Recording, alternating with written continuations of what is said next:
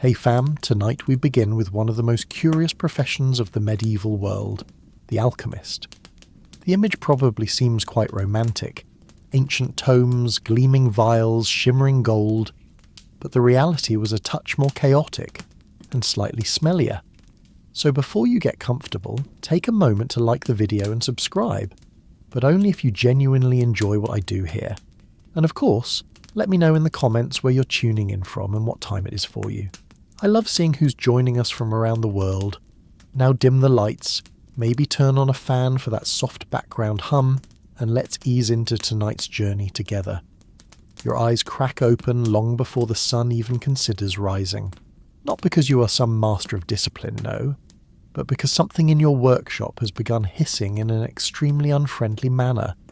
It is the sort of hiss that implies things are either about to explode or melt, or quite possibly both. You peel yourself off the rather unforgiving straw mattress in the corner of your workshop, swatting absent-mindedly at a flea that seems to have staked claim to your left ankle. The air is thick enough to chew, a charming blend of sulphur, scorched herbs, and what you suspect might be burnt feathers. You sniff the air.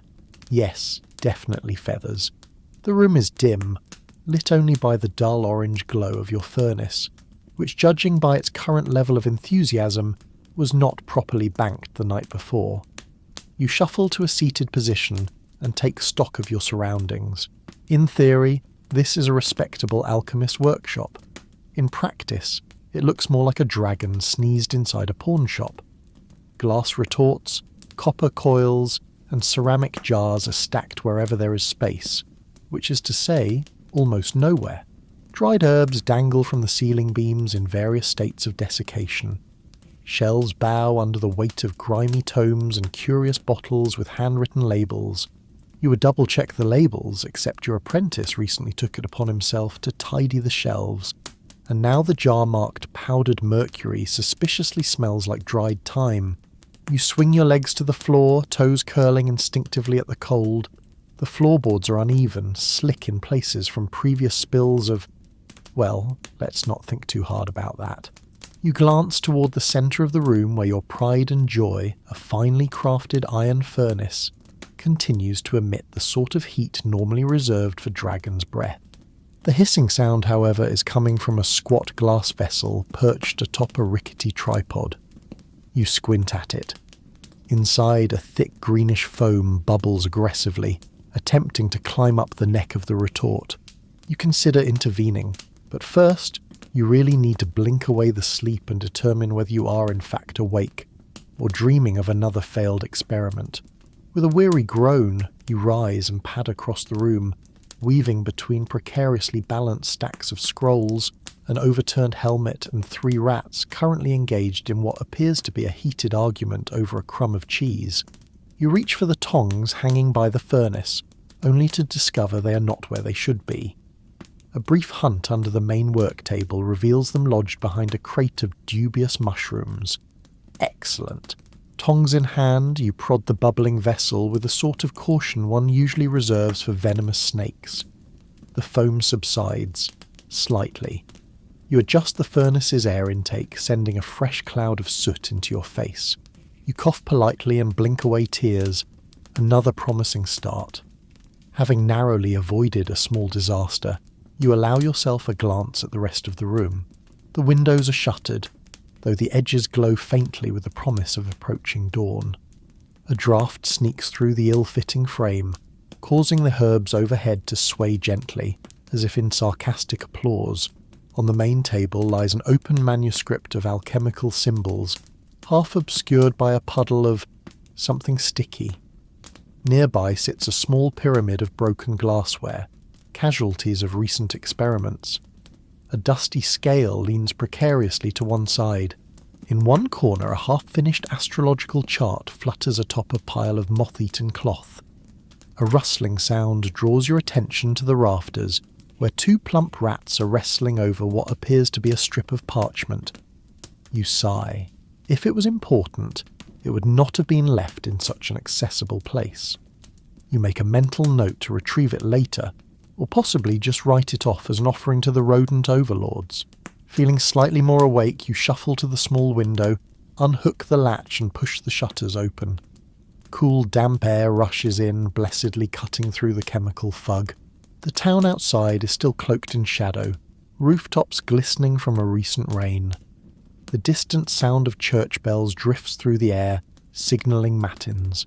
You spot a stray dog trotting purposefully down the street, pausing to inspect a suspicious puddle. Across the way, a neighbour's window creaks open, and an elderly woman leans out, squinting in your direction. You offer a cheerful wave. She snorts and slams the shutters shut. A warm welcome, as always.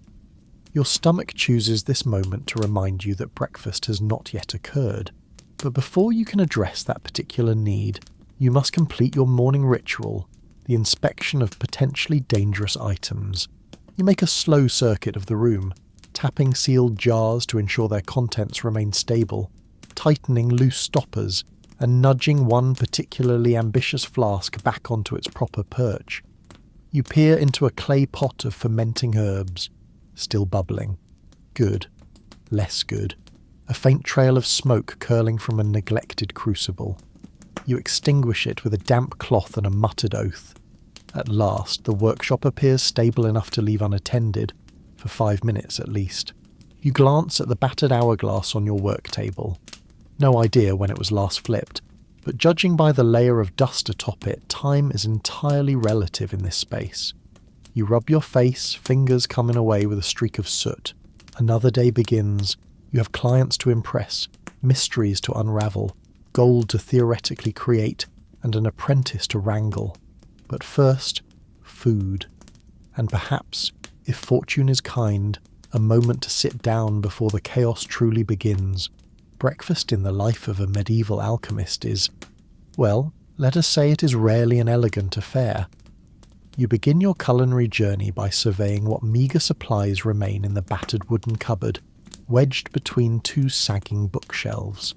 You open the creaky door with the reverence one might afford a treasure chest, though you fully expect its contents to resemble more of an archaeological dig. Inside, you discover a half loaf of bread that seems to have acquired a personality of its own, being more blue-green than brown. You squint. Mould, certainly. Possibly intelligent. You give it a firm sniff and quickly decide that perhaps it shall be reserved for later experiments in fungal transmutation. Undeterred, you rummage further, unearthing a small cloth bundle of eggs. Duck, perhaps, or more likely chicken, though one of them is suspiciously light and emits a faint rattle when shaken. Best not to question it. You set aside 2 eggs that appear marginally trustworthy and proceed to the corner where your breakfast preparation station resides. In reality, this is a soot-blackened iron pan balanced atop a dented brazier, which currently houses a small reluctant flame fueled by scrap wood and the occasional twig. You coax the fire with a few patient breaths, grateful that the earlier chemical adventure has not rendered the air completely unbreathable. Now comes the matter of drink. Your finest pewter mug, meaning the one with the fewest dents, is retrieved from under a pile of scrolls. A quick rinse would be ideal, but as there is no running water in the workshop and your apprentice neglected to refill the rain barrel, you settle for wiping it with a relatively clean corner of your sleeve. You glance toward a ceramic jug labelled ale in faded ink. Its provenance is uncertain, having been delivered by a trader several weeks ago with promises of robust character. You pop the wax seal and are immediately greeted by a pungent aroma somewhere between vinegar and old cabbage. Encouraging. You pour a modest amount into the mug and give it a cautious swirl. A lone insect, possibly a beetle, possibly something with more legs, floats lazily on the surface. With practiced fingers, you pluck it free and flick it unceremoniously into the hearth. Problem solved. Returning to the matter of the eggs, you crack the first one into the pan. The yolk emerges slightly more gelatinous than expected, accompanied by an aroma that is difficult to categorize. The second egg fares better, relatively speaking, and with a deft flick of the wrist, you stir the contents with a wooden spoon that has seen better days. You add a generous pinch of salt from a small ceramic bowl, though whether it is truly salt or perhaps a mislabeled alchemical reagent remains an open question. The resulting concoction sizzles merrily, sending up a cloud of steam that mingles with the lingering sulphur in the air. Satisfied with your culinary progress, you take a seat on a three-legged stool, one of its legs having been replaced with a stack of thin books. The stool wobbles ominously, but you manage to balance with the grace of someone who has done this many times before. You raise your mug in a half-hearted toast to no one in particular and take a sip. The ale is assertive. You cough once, eyes watering, and immediately feel more awake. The eggs, now nominally cooked, are scraped onto a wooden plate etched with old ink stains and scorch marks. You eye the plate with a mixture of hope and caution, then dig in with surprising enthusiasm. It is, in its own way, edible, possibly nourishing, certainly hot. Between bites, you glance around the room, watching a trio of mice stage a daring raid on a sack of barley. You consider intervening but decide that today's battles will be fought elsewhere. As you finish the last bite, a particularly rubbery corner that resists both knife and tooth, you lean back with a small sigh. Breakfast, such as it is, has been achieved. Your stomach, though not exactly thrilled, offers no immediate complaints. You drain the remainder of your ale, now somewhat more palatable after the initial shock, and set the mug aside. Across the room the furnace hums contentedly. The retorts simmer with promising glows. The scrolls beckon with tantalizing hints of knowledge. And outside the first true light of day filters through the window shutters. Another day as a medieval alchemist awaits, filled with mystery, absurdity, and the occasional minor explosion. But first, perhaps one more sip, just to steel the nerves. Now that breakfast, if one can charitably call it that, has been consumed, it is time to prepare yourself for the grand and noble work ahead.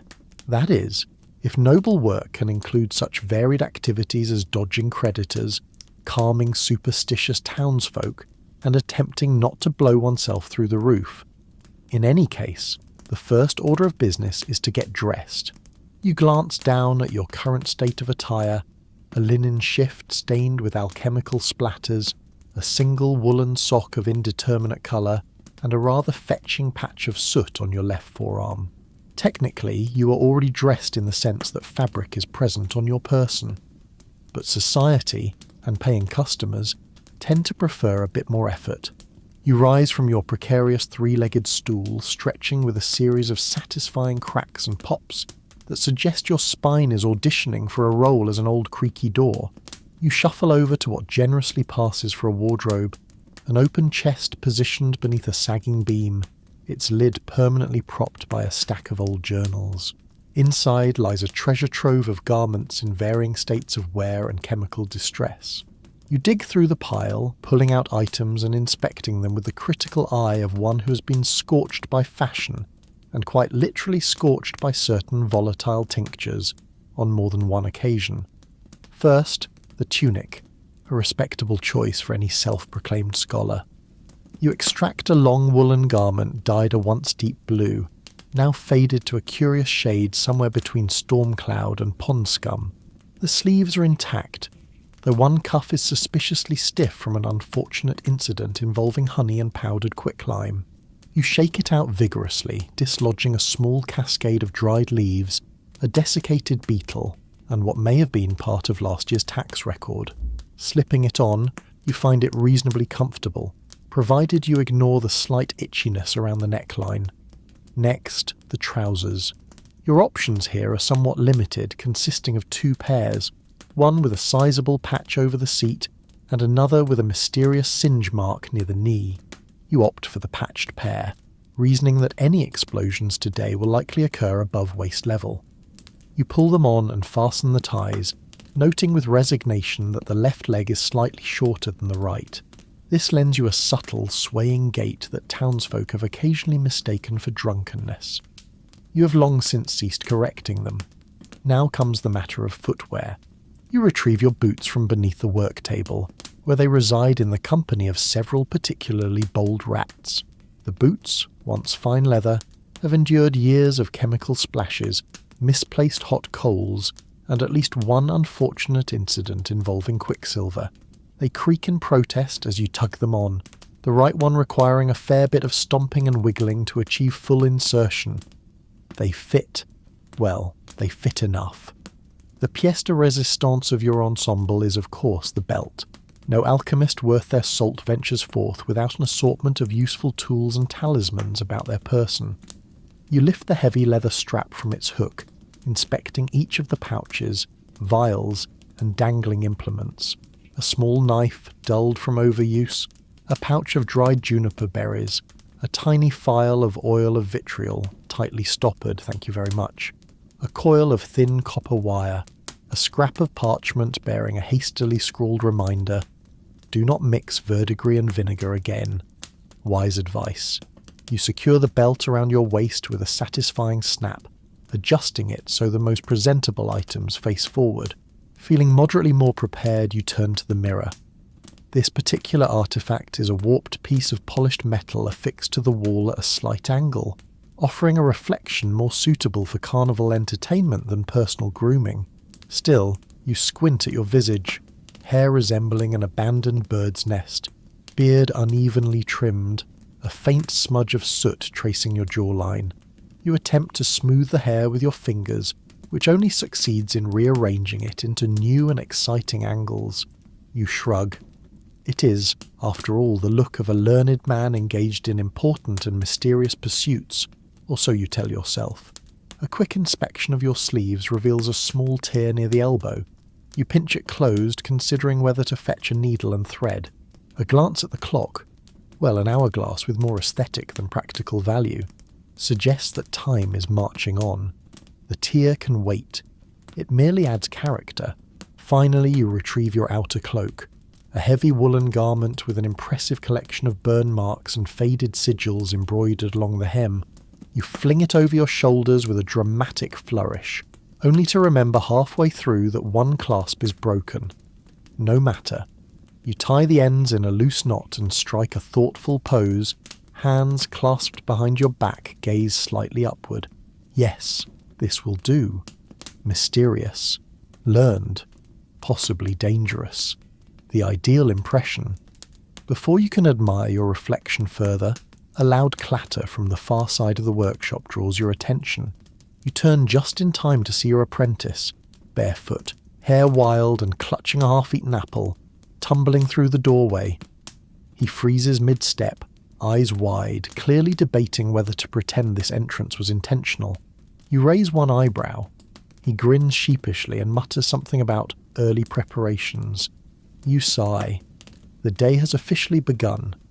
With one final adjustment to your belt, purely for dramatic effect, you stride toward the workbench. The tools of your trade await. Glass retorts, iron tongs, parchment scrawled with recipes both ancient and dubious. Outside, the light is growing brighter, and the faint sounds of the market setting up drift through the window. Time to embrace whatever absurdities the day has in store, and judging by past experience, there will be plenty. The day is young, not that you can tell given the persistent gloom inside your workshop, but you have dressed, breakfasted, and performed the vital morning ritual of ensuring nothing currently bubbles, hisses, or otherwise threatens to violate the laws of physics, which means, of course, that the universe has sensed your momentary state of readiness and is about to send you your first client of the day. You barely have time to straighten a stack of parchment when there is a knock at the door. Not a polite, hesitant tap, mind you, but a bold, imperious series of raps that echo through the workshop like the opening fanfare to a particularly dramatic play. You glance at the door, then at yourself. Your cloak is askew, your belt slightly lopsided, and there is a suspicious smear of greenish powder on your sleeve. You swipe at it hurriedly, achieving little more than an artful smudge. No time to fuss. You stride to the door and pull it open with what you hope is an air of scholarly gravitas. Standing there, framed by the dim light of the alley, is none other than Lady Isabeau de Vexin. You recognise her instantly. After all, few in this town parade about with such an impressive collection of furs, silks, and glittering trinkets before the hour of terce. She is draped in layers of velvet the colour of crushed wine, her fingers heavy with rings, her hair piled high beneath an elaborate headdress adorned with dangling silver charms. The faint scent of imported jasmine wafts from her person, valiantly attempting to mask the underlying aroma of garlic and mothballs. She peers at you with bright, calculating eyes and declares in a voice that brooks no argument, "Master Alchemist, I require your most potent elixir of love." You blink once, twice, then step aside with a courteous nod, gesturing her into the workshop. She sweeps past you, trailing a small cloud of perfume and powdered makeup, her heeled shoes clicking sharply against the uneven floorboards. You close the door and follow her, offering your best professional smile, which is to say, one that conceals both mild panic and the memory of the last time an elixir of love request went spectacularly sideways. Lady Isabeau settles herself on the least rickety of your stools, perching delicately as if the furniture might rebel at any moment. She produces a small velvet purse and places it on the table with a soft thud, the jingle of coins unmistakable. "I trust this will suffice for your expertise," she says, eyes twinkling. You incline your head gravely and assure her that, yes, it shall cover the preliminary consultation. With a theatrical flourish, she launches into the particulars of her request. The elixir must, she insists, be capable of inspiring not merely affection, but undying, unwavering devotion. It must work swiftly, within the span of an evening. It must be imperceptible when added to wine, preferably red, though her intended is said to favour mead. And most importantly, it must leave no ill effects, for appearances must be maintained. As she speaks, her hands flutter animatedly, scattering a light dusting of scented powder into the air. You listen attentively, nodding at appropriate intervals, all the while mentally cataloguing the myriad ways in which such an elixir could fail, backfire, or produce highly entertaining side effects. You recall one particularly memorable incident involving a love potion, an overzealous bard, and a goose. But now is not the time to reminisce. When Lady Isabeau finally pauses for breath, you lean forward, steepling your fingers in what you hope is an impressively contemplative pose. You inform her that crafting such a potion requires rare ingredients, some of which are currently in short supply, and that the process is delicate, requiring utmost precision. You may, you add, need until the morrow to ensure the elixir's potency and subtlety. Her expression tightens momentarily. Impatience is an aristocratic hobby after all, but the glint of desire in her eyes remains. "See that it is done," she commands softly, sliding the purse of coins closer to you. You rise with a polite bow, assuring her that her request will receive your full attention. As you escort her to the door, she pauses to glance around the workshop, her gaze lingering on a particularly lurid green concoction bubbling merrily in a glass flask. "An interesting fragrance," she remarks archly. You smile serenely and reply, "A new blend, still in the refinement stage." She arches a brow, then sweeps out into the alley, her footsteps echoing down the cobblestones. You close the door with a sigh of mixed relief and trepidation. The purse of coins is now safely in your possession, but so too is the responsibility of delivering an elixir that is, if not miraculous, at least not disastrous. You weigh your options. There are recipes, of course, countless grimoires offering dubious advice on matters of the heart. Some call for rose petals and honey, others for more exotic components. A few recommend whispering incantations under the light of a full moon while wearing a garland of wild thyme, though given the current lunar phase and the scarcity of suitable garlands, such an approach may prove impractical. You pace the workshop, mentally assembling a potential formula, a base of sweet wine to mask the flavours, a hint of Damiana for its reputed virtues, perhaps a touch of cinnamon to warm the blood, and just enough of the rare night-blooming valerian to lend an air of enchantment, if you can persuade your apprentice to climb the garden wall and filch a few blossoms. You make a note to send him on that errand shortly. For now, you retrieve a clean, or at least less filthy, retort, and begin the careful preparation of your ingredients. The furnace is coaxed to life once more, the bellows wheezing obligingly. The workshop hums with quiet purpose, and as you measure, grind, and stir, you cannot help but smile. Whatever the outcome, today promises to be interesting. There is an art to being an alchemist in a medieval town, and it does not, as one might expect, lie in the mastery of arcane formulas or the precise balance of elements. No, the true art is navigating the delicate dance of public perception, or more bluntly, managing the townsfolk's ever-vivid imaginations. You may view yourself as a learned man of science and discovery. The townspeople, however, are less inclined to such generosity. To them, you are a figure of mystery at best, of witchcraft and devilry at worst. It begins the moment you step outside your workshop. You had intended only a brief errand, a quick visit to the market for fresh rosemary, and if fortune smiles, a few rare roots. Yet no sooner do you open the door than you feel the weight of a dozen eyes upon you. The alley is quiet this morning, the usual clatter of carts and chatter of vendors still gathering momentum. Across the way, old Mother Brigitte is shaking a rug from her window. The moment she spies you, her motions slow, her gaze narrowing. You offer a cheerful nod and step forward. She promptly spits 3 times over her shoulder and mutters a prayer under her breath. Undeterred, you make your way toward the main street, boots clicking softly on the cobblestones.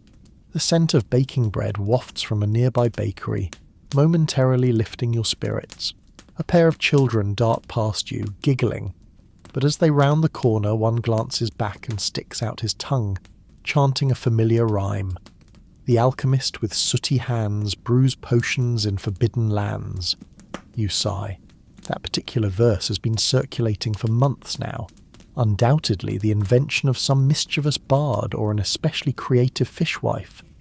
At the market square, the atmosphere grows no less theatrical. Merchants eye you warily from behind their stalls.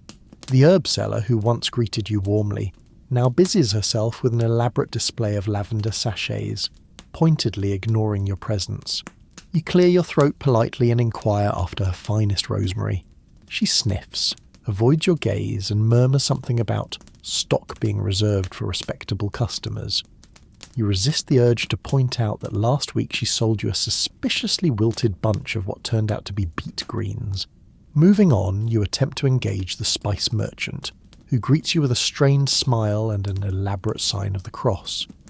"Good morrow, Master Alchemist," he says, voice a touch too loud, drawing curious glances from nearby shoppers. "Looking for perfectly ordinary spices today, are we?" You assure him that yes, your intentions are purely culinary, and request a small pouch of cinnamon. He weighs it out with exaggerated care, handling the scales as though they might spontaneously combust. The transaction complete, he slides the pouch toward you with 2 fingers, as if distance might somehow shield him from contamination. As you turn to leave, a familiar voice calls out from behind. "Ho there, Master Alchemist!" It is Jean the Tanner, a barrel-chested man with a booming voice and a grin that suggests he enjoys a good jest. He strides over, clapping you on the shoulder with enough force to jostle your belt of vials. "Heard tell you've been brewing up love potions again," he declares, winking broadly. "Ought to save one for my wife, though perhaps she'd use it on the baker's boy instead." The gathered crowd erupts in laughter. You chuckle along, though your smile is somewhat tight. Public mockery, even of the jovial sort, has a way of feeding darker rumours. Indeed, it is not all jests and harmless rhymes. As you make your way back toward your workshop, a group of townsfolk huddled near the well fall silent at your approach. Their conversation ceases abruptly, replaced by sidelong glances and hurried whispers. One man, a cobbler you vaguely recognise, crosses himself as you pass. Another woman clutches her child closer, muttering, "Best keep away from that one. Deals with spirits, he does." You cannot help but overhear snippets as you continue on. Strange lights at night. Smoke that smells of brimstone. Chickens won't lay near his door. You sigh inwardly. The lights, of course, are from your late-night distillations. The smoke, well, certain experiments do produce rather pungent byproducts.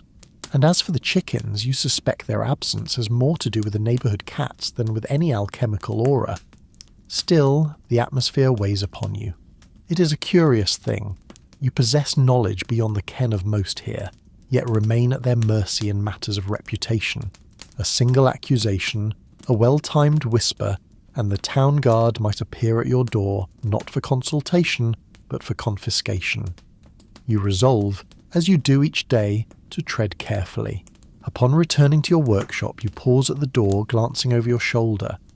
A gaggle of children lingers at the corner, one daring the others to approach your threshold. You catch their eye and offer a theatrical bow, which sends them squealing in delighted terror. The alley falls quiet once more as you step inside. The familiar scents of your workshop, herbs, oils, faint traces of sulphur, greet you like old friends.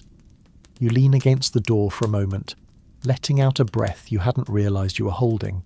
The townsfolk may mutter, may fear, may mock, but within these walls you are master of your domain, at least until the next knock at the door. Now safely ensconced within the relative comfort of your workshop, purse of cinnamon and packet of dubious rosemary deposited on the workbench, it is time to prepare for the heart of your day's work. And that, of course, means lighting the furnace. The very soul of any respectable alchemist's establishment, the furnace is both boon and bane, capable of wondrous transformations or catastrophic mishaps, depending largely on how much it respects your efforts on a given morning. You glance across the room toward the iron beast squatting in the centre of the floor. Your furnace is a formidable structure, constructed at considerable expense and no small amount of swearing, some 3 summers past. It stands nearly as tall as your apprentice and twice as wide, a hulking mass of riveted iron plates and arched brickwork. The ornate vents and chimneys that protrude from its crown give it the appearance of an eccentric knight's helmet, should that knight have an unfortunate fondness for belching smoke and soot. At present, the furnace slumbers, its belly cold and dark. The air within the workshop carries only a faint trace of yesterday's labours, a subtle reminder of the ever-present dance between ambition and combustion. You roll up your sleeves with a flourish, pluck your iron poker from its customary place beside the hearth, and approach. First, the fuel. You lift the heavy lid of the nearby wood box, releasing a small avalanche of bark, splinters, and a surprise spider, which scurries indignantly across your boot and vanishes beneath a shelf. Inside lies your carefully curated collection of firewood, painstakingly sorted by size and dryness, or at least that was the intention. In reality, the assortment resembles the aftermath of a particularly enthusiastic game of pick-up sticks. You sift through the pile, selecting several slender twigs for kindling, and a trio of stout logs for sustained heat. With arms full, you return to the furnace and kneel before its yawning maw. The firebox is lined with soot-streaked brick, its surface etched with the subtle scars of countless alchemical adventures. You clear a space among the ash, arranging your kindling with the precision of a man who has learned, through painful experience, that haste invites disaster. The logs are stacked atop with care, positioned to encourage a healthy draft. Next comes the spark. You retrieve your tinderbox from a nearby shelf, an old tin case dented from years of faithful service. Within lie flint, steel, and a small wad of charred cloth, ready to catch the first hint of flame. You strike the steel with practiced rhythm, sending a cascade of sparks into the tinder. A thin wisp of smoke curls upward, and with a few gentle breaths, the ember glows to life. You feed it carefully, coaxing the flame from fragile flicker to eager dance.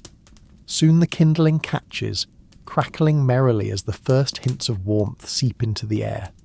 You add another log, adjusting the draft vents to encourage a steady burn.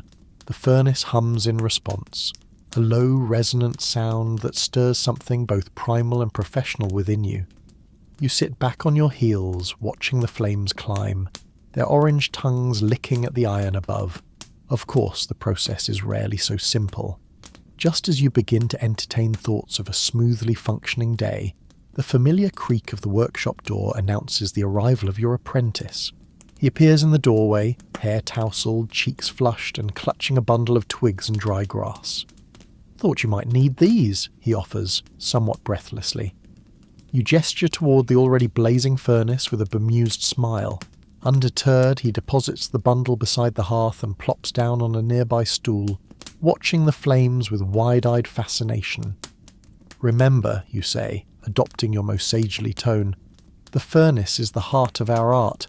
Treat it with respect and it will reward you. Neglect it, and..." Well, you recall the incident with the glass serpent.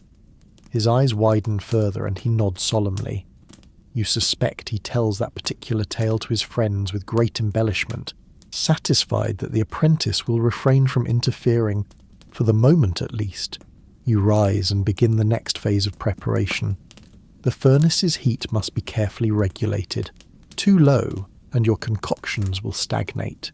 Too high, and they may express their displeasure in volatile fashion. You adjust the bellows, their leather sides creaking as you pump a steady stream of air into the firebox. The flames respond eagerly, their glow deepening to a rich, steady orange. You test the draft, holding a strip of parchment near the chimney vent. The paper flutters gently, evidence of a healthy upward flow. Good. You allow yourself a small nod of satisfaction. One cannot transmute lead to gold, or even produce a passable tincture of elderflower, without proper heat.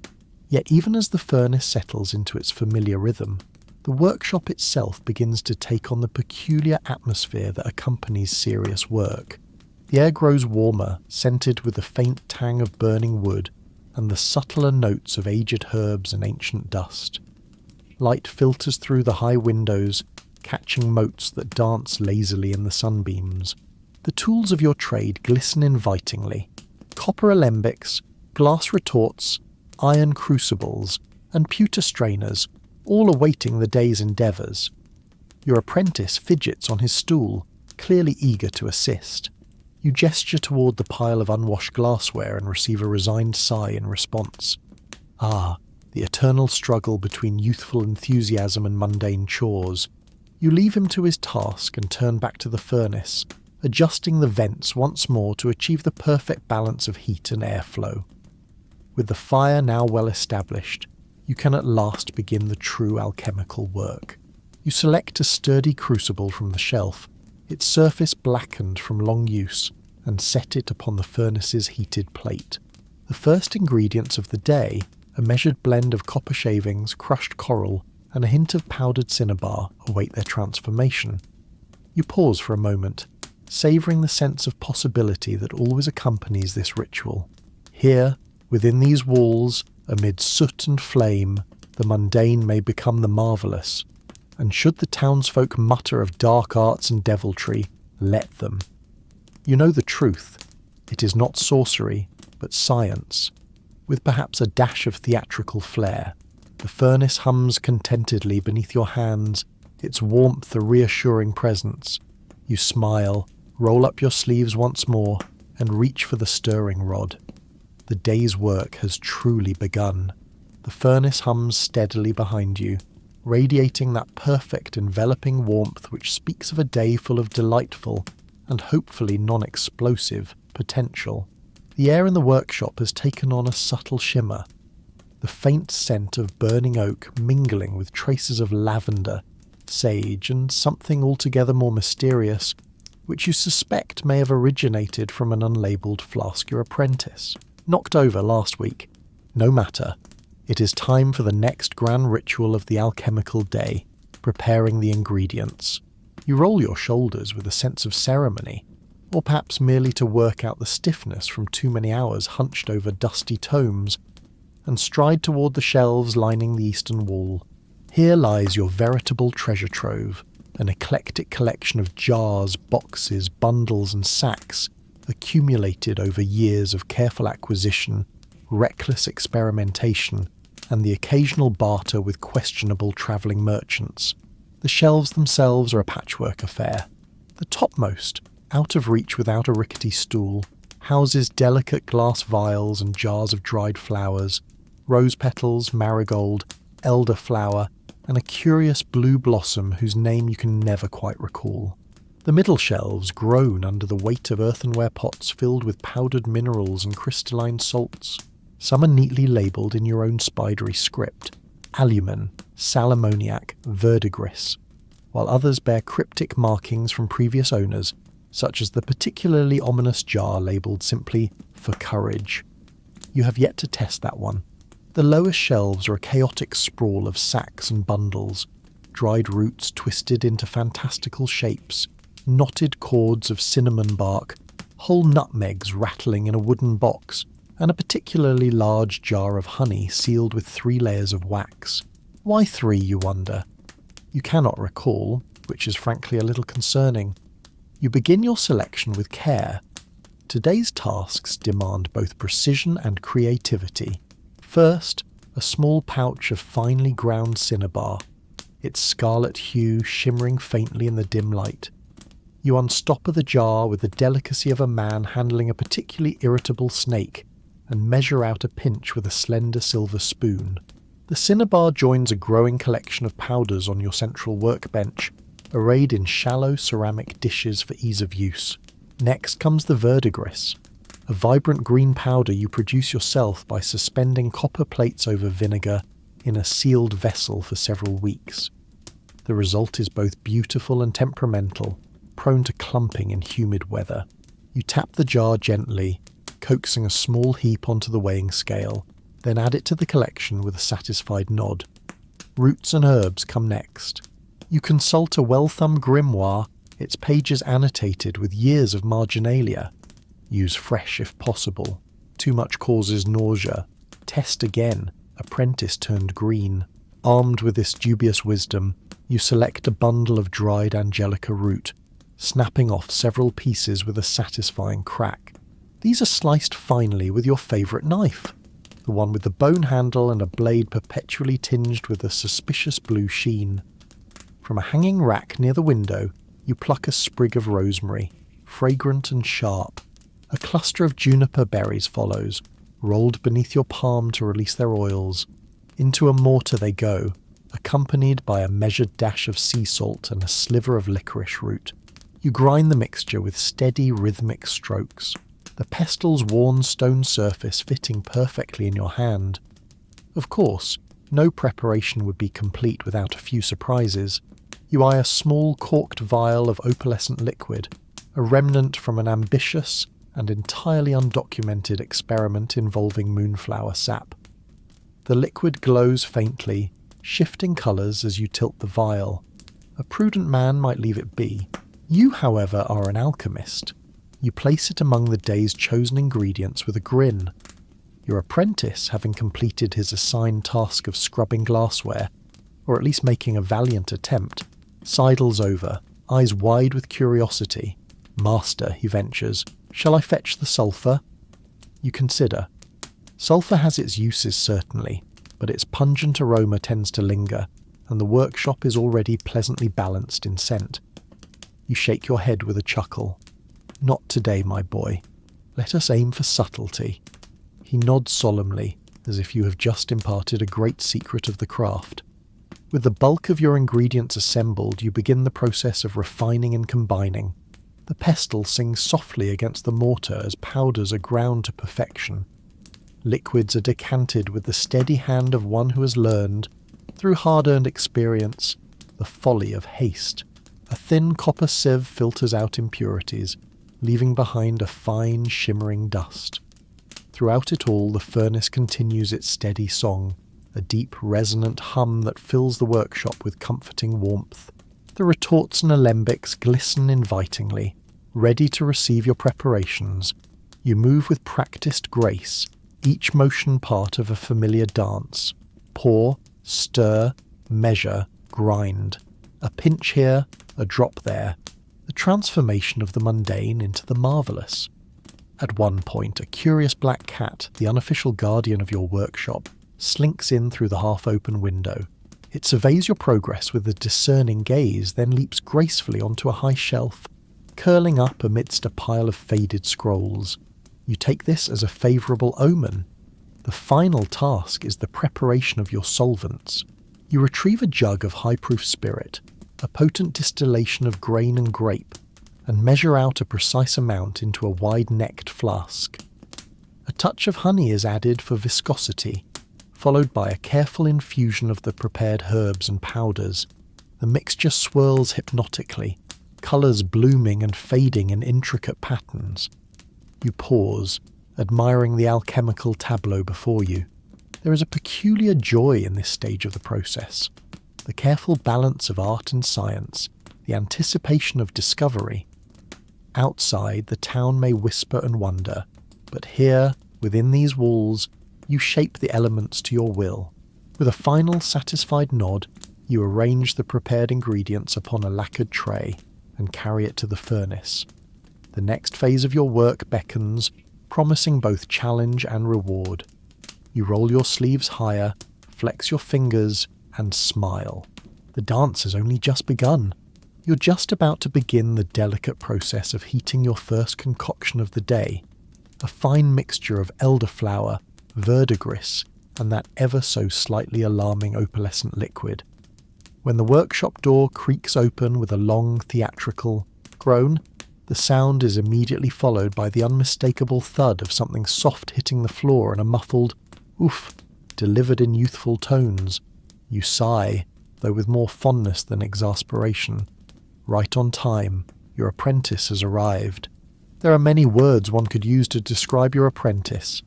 Eager would be charitable. Well-meaning certainly applies. Competent. Well, that one is still up for debate.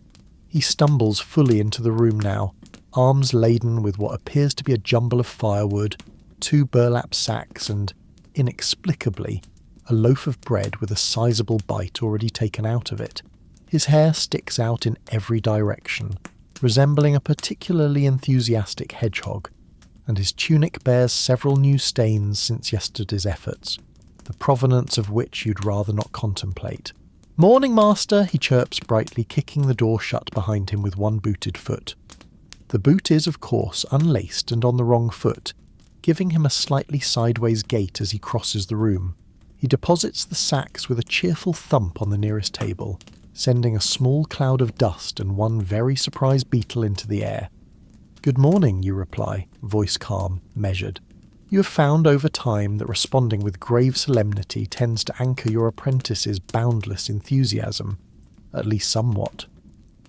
"I trust your morning expedition was eventful," he beams. "Oh yes, master. The baker's wife was setting out fresh loaves, so I thought I'd help lighten her basket." He gestures proudly to the bitten bread. You arch one brow but say nothing. Technically, lightening implies payment, but this is hardly the first such occurrence. You make a mental note to visit the baker later and smooth things over with a jar of rosemary-infused honey. The boy bounces over to the shelves, beginning what can only be described as a highly interpretive dance of organising ingredients. You watch as he rearranges several jars with the enthusiasm of a squirrel preparing for winter, utterly unconcerned that he has now placed the powdered alum next to the ground mandrake root.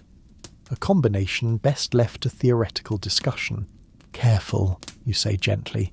"We wouldn't want another aromatic incident." He pauses mid-reach, cheeks reddening. "Of course, master." A moment later you hear him quietly muttering, "Alum, not near mandrake," as he corrects his mistake. Progress. With the apprentice momentarily occupied, you return to your work, pouring the prepared mixture into a slender-necked retort and setting it carefully above the furnace's gentle heat. The glass hums softly, colours swirling within. You're just reaching for the stirring rod when a loud clatter behind you signals that the apprentice has rediscovered the precarious stack of copper basins. You turn to see him frozen mid-motion, eyes wide, one basin wobbling dangerously atop the pile. With the reflexes of a seasoned alchemist, honed by years of objects not quite doing what one expects, you stride over and catch the basin just before it topples. You set it aside with exaggerated care. "Perhaps," you suggest mildly, "it would be best to leave the heavy lifting until after we have secured today's more reactive ingredients." "Right, master. Very wise," he replies, nodding vigorously.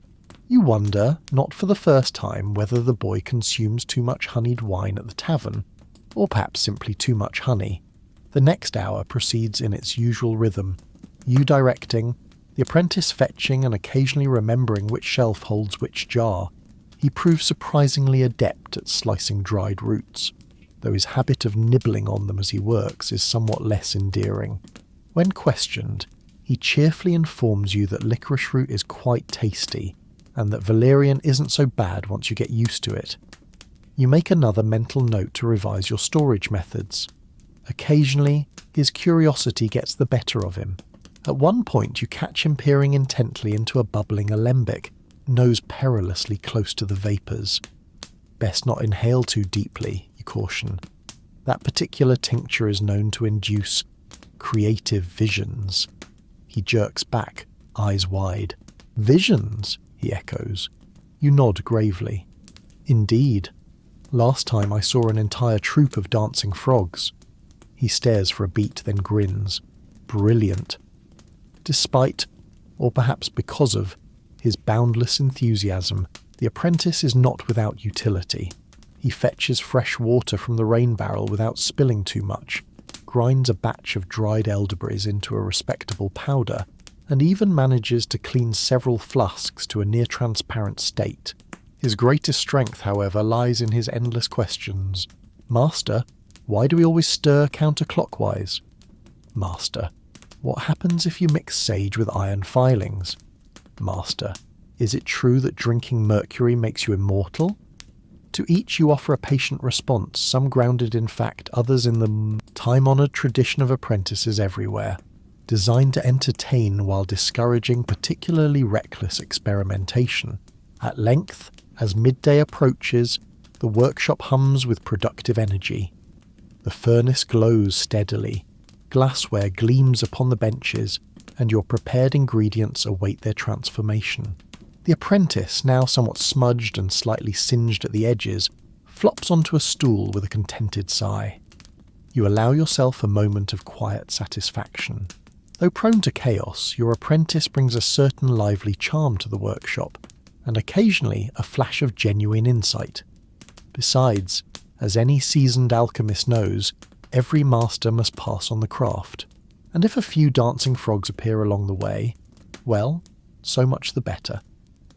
You glance at the boy, who has now begun humming an off-key tune while balancing a stirring rod on his nose. Yes, the day is unfolding exactly as it should. There comes a point in every alchemist's day, typically after the morning's ingredients have been prepared, the furnace is purring contentedly, and the apprentice has been successfully diverted from attempting to juggle glassware, when one contemplates the great work, the magnum opus, the fabled transmutation of base metal into noble gold. It is, of course, something of an occupational requirement.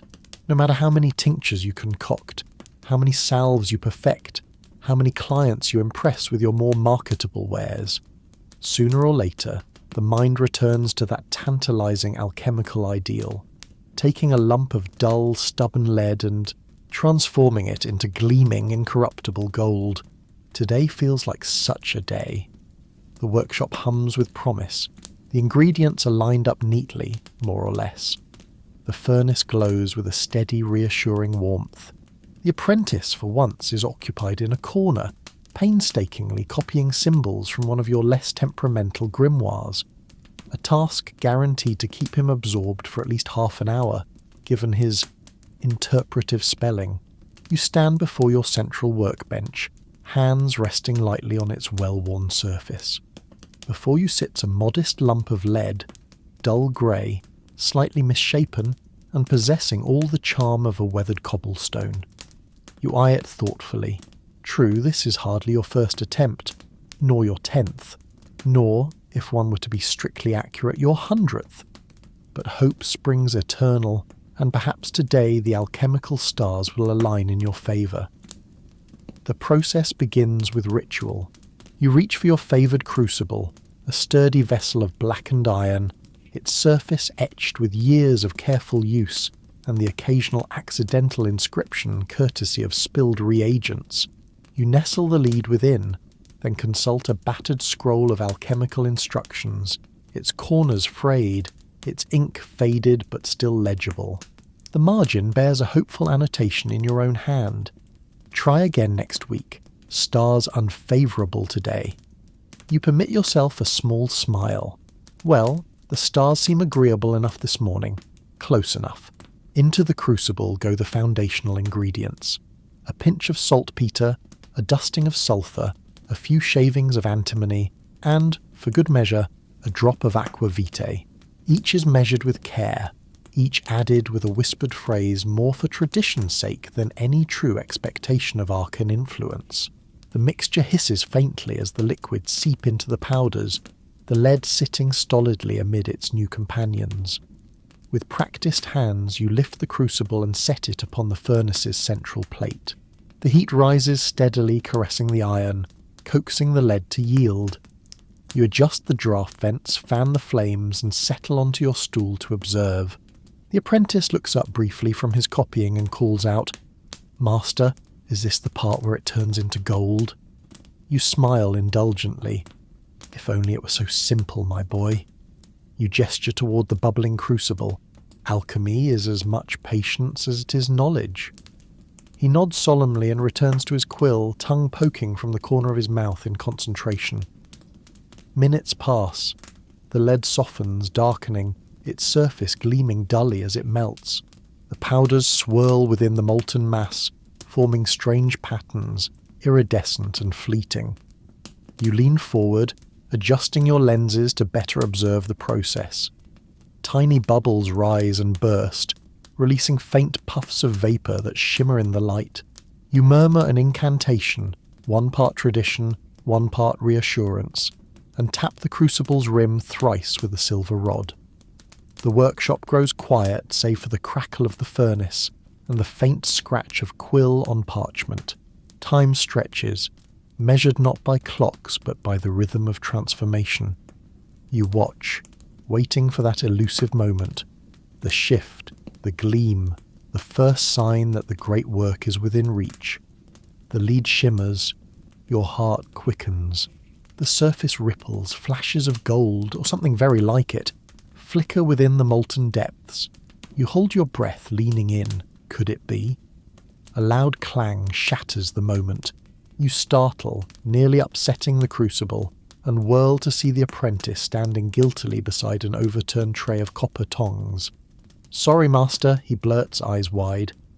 You exhale slowly, counting to 5. Or was it 7? Before waving a calming hand, accidents happen, just, perhaps not during critical moments. You turn back to the crucible, heart still racing. The surface has calmed, the earlier gleam faded. The molten lead stares back at you with its usual stubborn dullness. You sigh. Another promising experiment thwarted at the brink, or so you tell yourself. Of course, the logical part of your mind whispers that no mere clang could undo a true transmutation, but hope, after all, is a vital ingredient in any alchemist's work. Resolute, you stir the mixture gently, watching for any lingering signs of change. The lead remains lead. The powders have dissolved, leaving a faint residue along the crucible's rim. You lift the vessel carefully, pouring the molten mass into a prepared mould. It cools swiftly, solidifying into a familiar grey ingot. You study the result with a practised eye. No gold today, not even a hint of gilded lustre. Still, the ingot possesses a pleasing symmetry, and there is always value in refining one's technique. You place it on the side table, atop a growing stack of similar ingots, each representing an earnest attempt, each a testament to the alchemist's enduring optimism. The apprentice, now restored to his seat, watches you with eager curiosity. "Will we try again tomorrow, master?" he asks. You smile. Of course. Alchemy is a journey, not a destination, and who knows? Perhaps tomorrow will bring better fortune. He grins and returns to his writing. You, meanwhile, begin cleaning the crucible, humming softly to yourself. The lead may remain unyielding, but the pursuit itself is its own reward. Besides, the day is still young, and there are many more experiments and possibilities ahead. And truth be told, you do rather enjoy the dance. With the latest attempt at transmutation neatly concluded, and the apprentice busily cataloguing your stack of disappointingly grey ingots with the diligence of a particularly optimistic squirrel, your mind drifts, as it so often does, to loftier pursuits. If turning lead into gold remains elusive, perhaps a different branch of the great work might yield more immediate satisfaction. Your gaze falls upon a narrow shelf near the back of the workshop, half hidden behind a tapestry depicting the alchemical symbols of the planets. Tucked there is a collection of scrolls and slim volumes devoted to one of the most tantalizing goals of your craft, the elixir of immortality. The very phrase seems to shimmer in your mind. Eternal life, perfect health, wisdom unbounded by the limits of mere mortals, or at the very least a particularly invigorating tonic that might impress certain well-paying clients. You rise from your stool with a sense of purpose, striding to the shelf and selecting a scroll bound in faded red leather. The script within is elegant, if a touch florid, and punctuated by helpful marginal notes, some of which are yours, others of uncertain provenance. One particularly jaunty line reads, "Tested on pigeons, inconclusive." You decide not to dwell on that anecdote. The recipe itself is ambitious. The base is simple enough, a distillation of fine wine to serve as the elixir's foundation. To this must be added a precise blend of rare botanicals, ginseng root, believed to fortify the spirit, angelica, for longevity, and mistletoe berries, carefully prepared to avoid their more terminal properties. A trace of gold leaf is recommended, symbolic resonance if not actual efficacy, and finally the pièce de résistance, a tincture derived from moonflower petals harvested under a waxing crescent, reputed to bestow vitality and clarity. You survey your stores. The wine is easily obtained, a dusty bottle of aged claret retrieved from the corner cabinet. The herbs require a brief rummage, during which you unearth not only the desired roots, but also an impressively desiccated lemon and a pouch of lavender sachets that must date back at least 3 summers. You set these aside for future use, or possibly to amuse the apprentice. The gold leaf presents a minor challenge.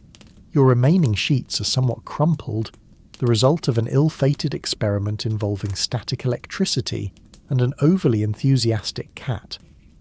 Nevertheless, you manage to smooth a few serviceable flakes onto a porcelain dish. Ah, but the moonflower tincture. Now there lies the true test. You recall crafting a batch some weeks prior, storing it in a small glass vial marked with a discreet sigil.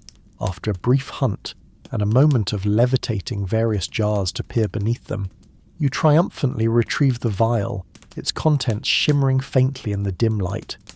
With ingredients assembled, you prepare your workspace. The apprentice watches with wide-eyed fascination as you clean a retort, polish a copper still, and arrange your tools with meticulous care. "Master," he asks, voice hushed with reverence, "is this the elixir?" You smile, enjoying the moment. "An attempt, my boy, a humble attempt." The process begins with the wine, decanted into the retort and brought to a gentle simmer. Aromas of aged grapes and oak fill the air, mingling pleasantly with the herbal notes already wafting from the workbench. One by one you add the botanicals, their essences blooming in the warm liquid. The gold leaf dissolves with a delicate shimmer, casting fleeting rainbows across the glass. Finally, with a flourish worthy of the stage, you add 3 drops of the moonflower tincture. The reaction is immediate and dramatic. The liquid roils and shifts, hues of violet and silver swirling within. A faint musical hum seems to resonate from the retort itself, as though the very air is holding its breath. You adjust the flame beneath, careful to maintain the ideal temperature. Time stretches. Minutes become a measured dance of observation and adjustment. The apprentice fetches fresh water, eyes alight with curiosity. You, absorbed in the work, lose yourself in the rhythms of your craft. The elixir simmers, condenses, and is collected drop by painstaking drop into a crystalline vial. At last, the final drop falls. You extinguish the flame, allowing the retort to cool. The vial before you holds a liquid of ethereal clarity, faintly luminescent, with a scent both floral and elusive. You hold it up to the light, admiring its subtle beauty. "Is it done?" the apprentice breathes. You nod. It is ready.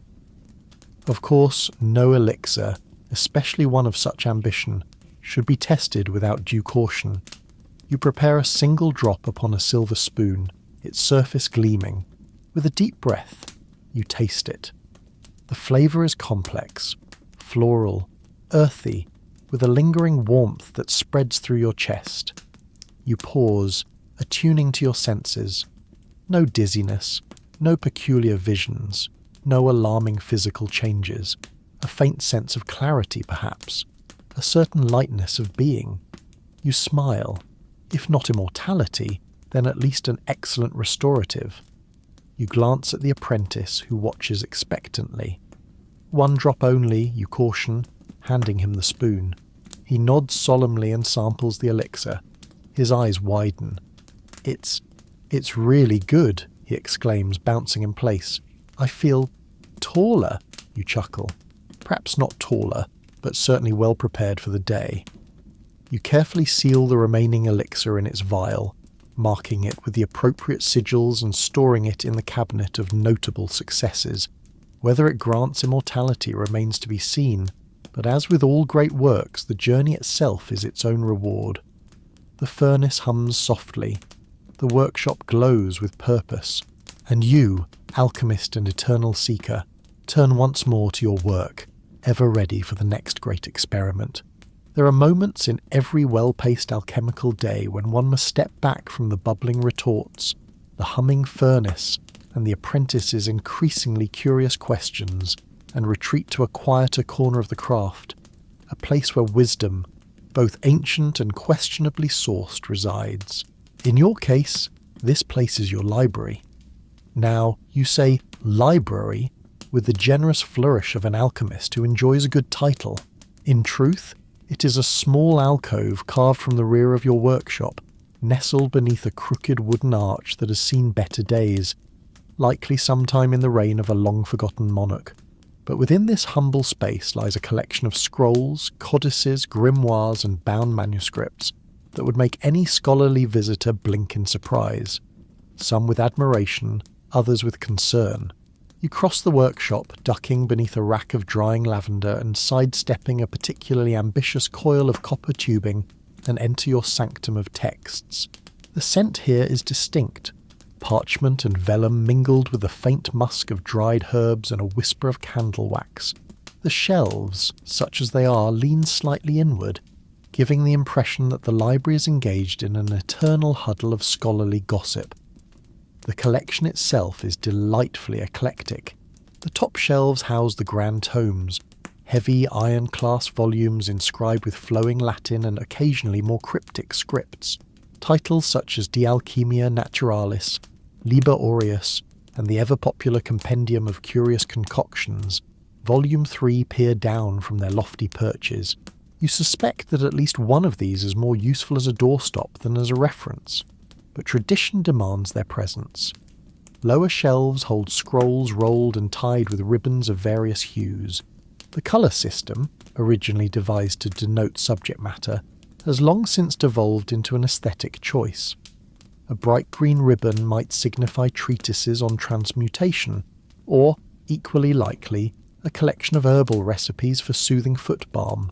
There is an undeniable charm in the unpredictability. Nestled among these are the slim notebooks, your own contributions to the vast sea of alchemical knowledge, filled with observations, failed experiments, flashes of insight, and occasional doodles of dragons. These volumes provide a glimpse into the mind of a dedicated, if occasionally distracted, practitioner. One particularly dog-eared notebook bears a bold inscription on the first page: "Do not mix again, under any circumstances." You glance at it fondly, recalling the rather explosive lesson learned therein. Of course, no alchemist's library would be complete without a smattering of the truly odd.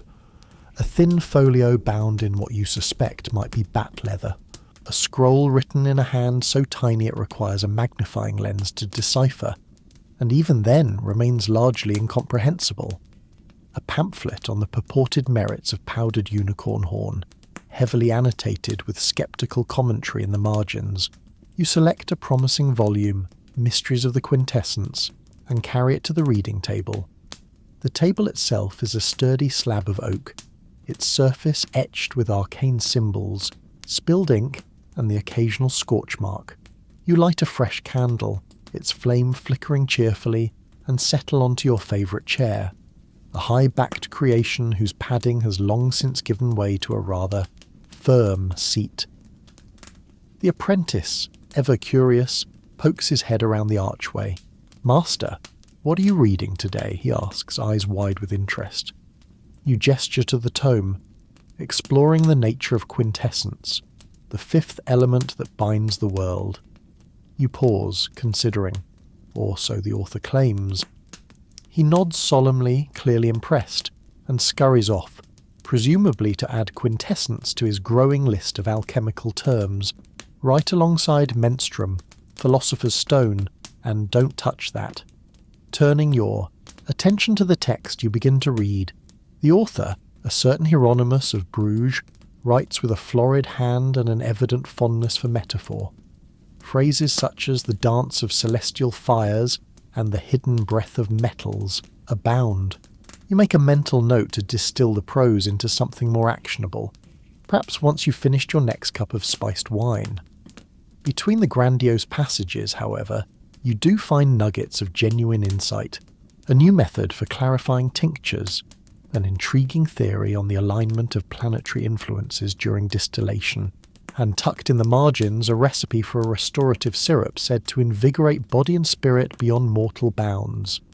You copy the latter into your notebook with a satisfied smile. Worth experimenting with, certainly, though perhaps on a volunteer first. The apprentice, for example, is always keen to assist. As the candle burns lower, you lose yourself in the quiet rhythm of study. The workshop beyond hums with life, the gentle crackle of the furnace, the occasional clink of glass, the distant murmur of the town beyond your walls. Here, in this timeless corner, knowledge weaves its subtle magic. You stretch, rising to replace the tome upon its shelf. Another volume catches your eye, a slender codex bound in indigo leather. Its spine reads simply, "Dreams of Alchemy." You smile. Another time, perhaps.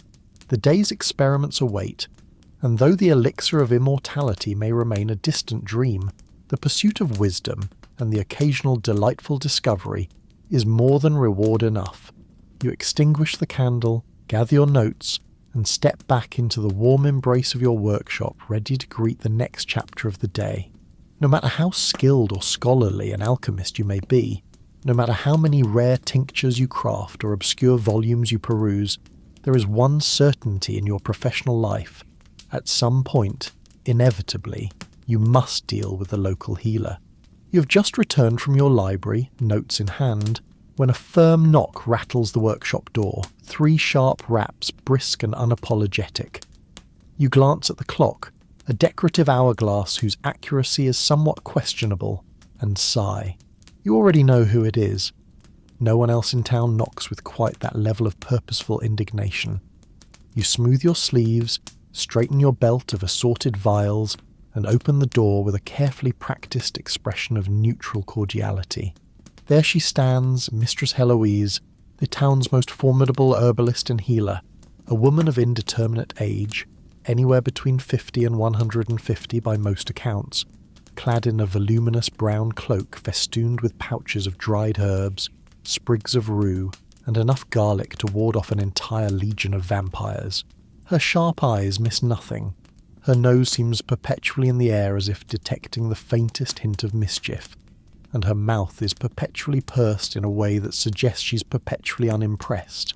"Good morrow, Master Alchemist," she announces without waiting for an invitation.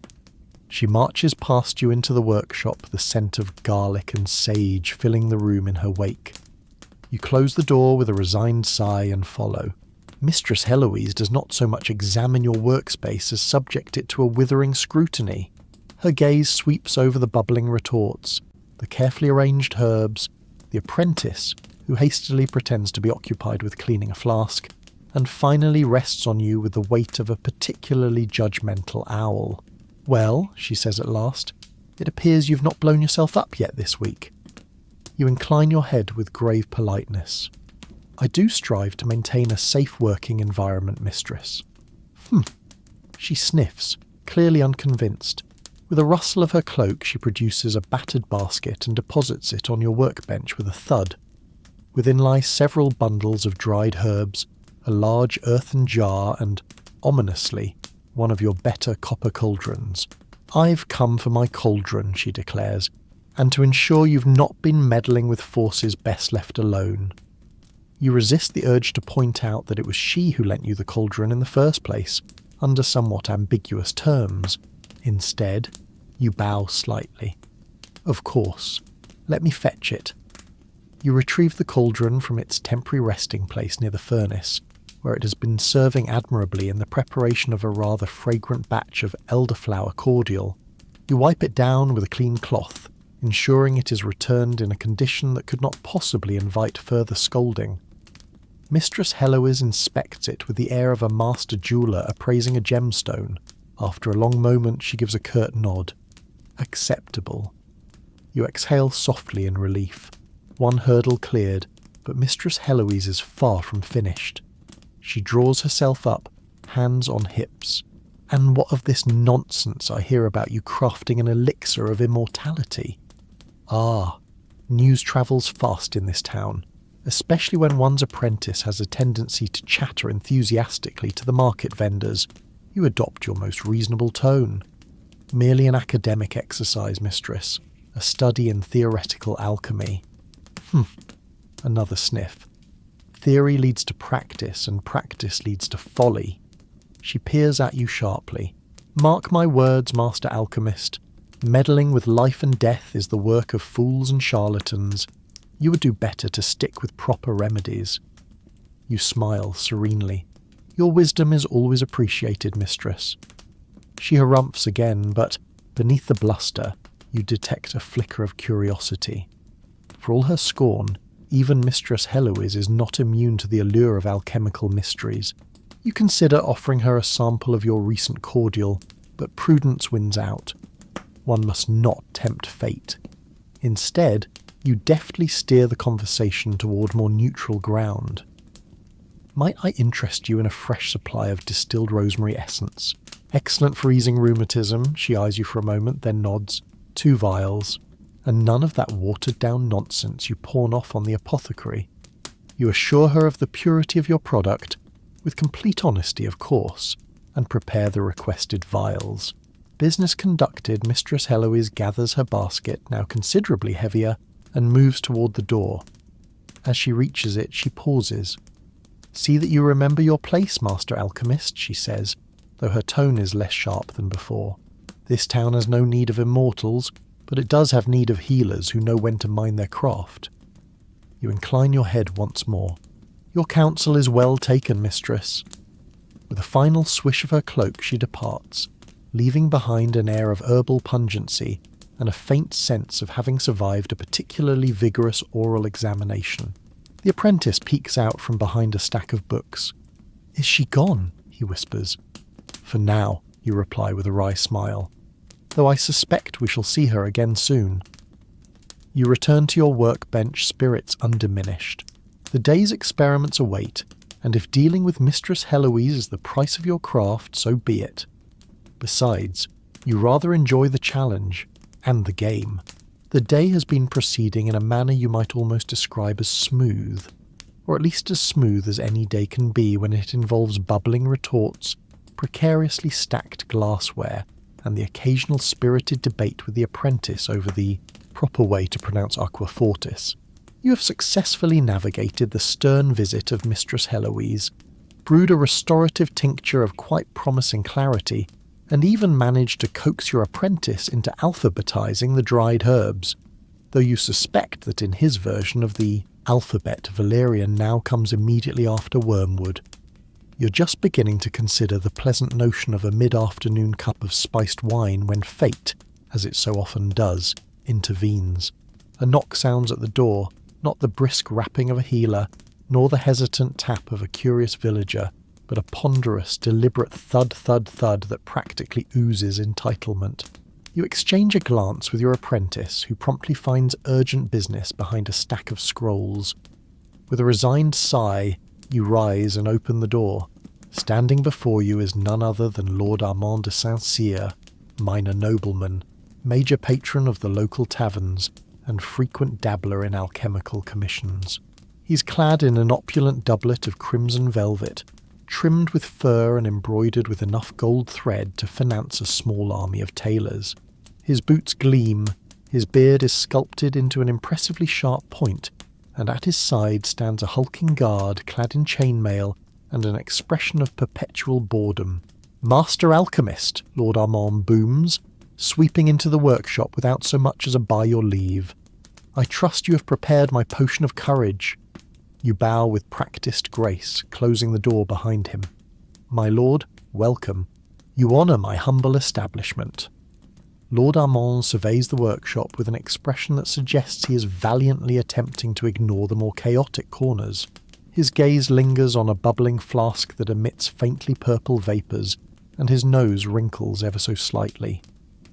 "I have a most important matter this evening," he declares, pacing dramatically. "A duel, sir. A duel of honour, and as such, I require a potion that will ensure my mettle is suitably fortified." You incline your head. "Of course, my lord.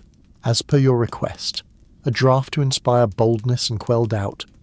"Precisely." He clasps his hands behind his back and fixes you with a piercing gaze. "I trust it is ready." "Ah, the question of readiness.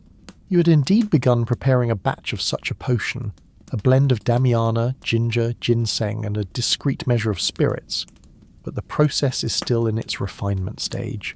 You had intended to let it mellow for at least another day to smooth out certain enthusiastic side effects.